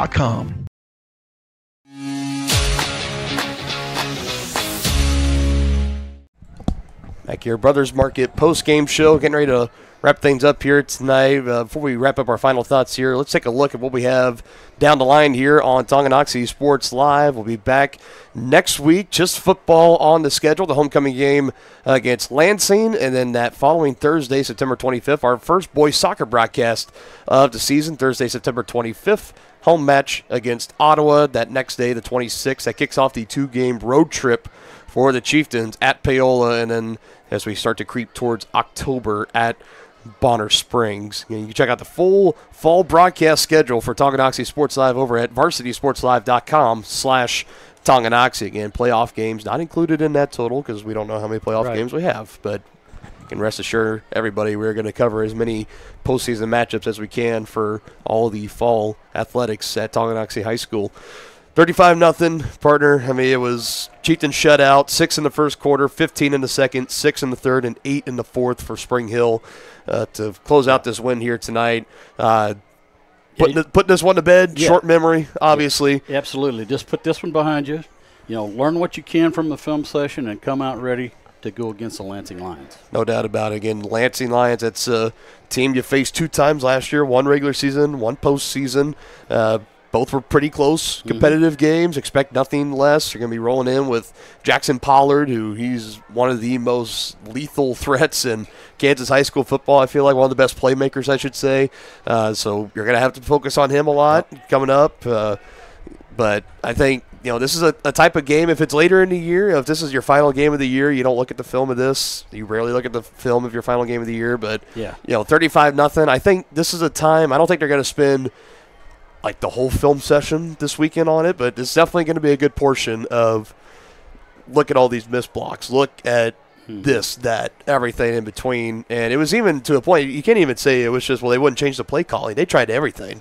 Yeah, and credit to Spring Hill and their defense. They just had answers. And at the end of the day, Tongi just got beat by the better team tonight. And that's all you can really say about this game. Yeah, that's no question, partner. And we look forward to a better game next week. No doubt about it, and that is when we will see you all next year. Next Friday, homecoming game, pregame coverage will start at 6:20 right here on Tonganoxie Sports Live as the Chieftains will take on the Lions. Third game in about a calendar year. Thank you guys for joining us tonight. On behalf of everybody at Tonganoxie High School and Dennis Drennan on camera and on Keller, I'm Dylan Funk saying so long, and we'll see you next time here on your home of the Tonganoxie Chieftains, Tonganoxie Sports Live. Take care, everybody. Have a great weekend.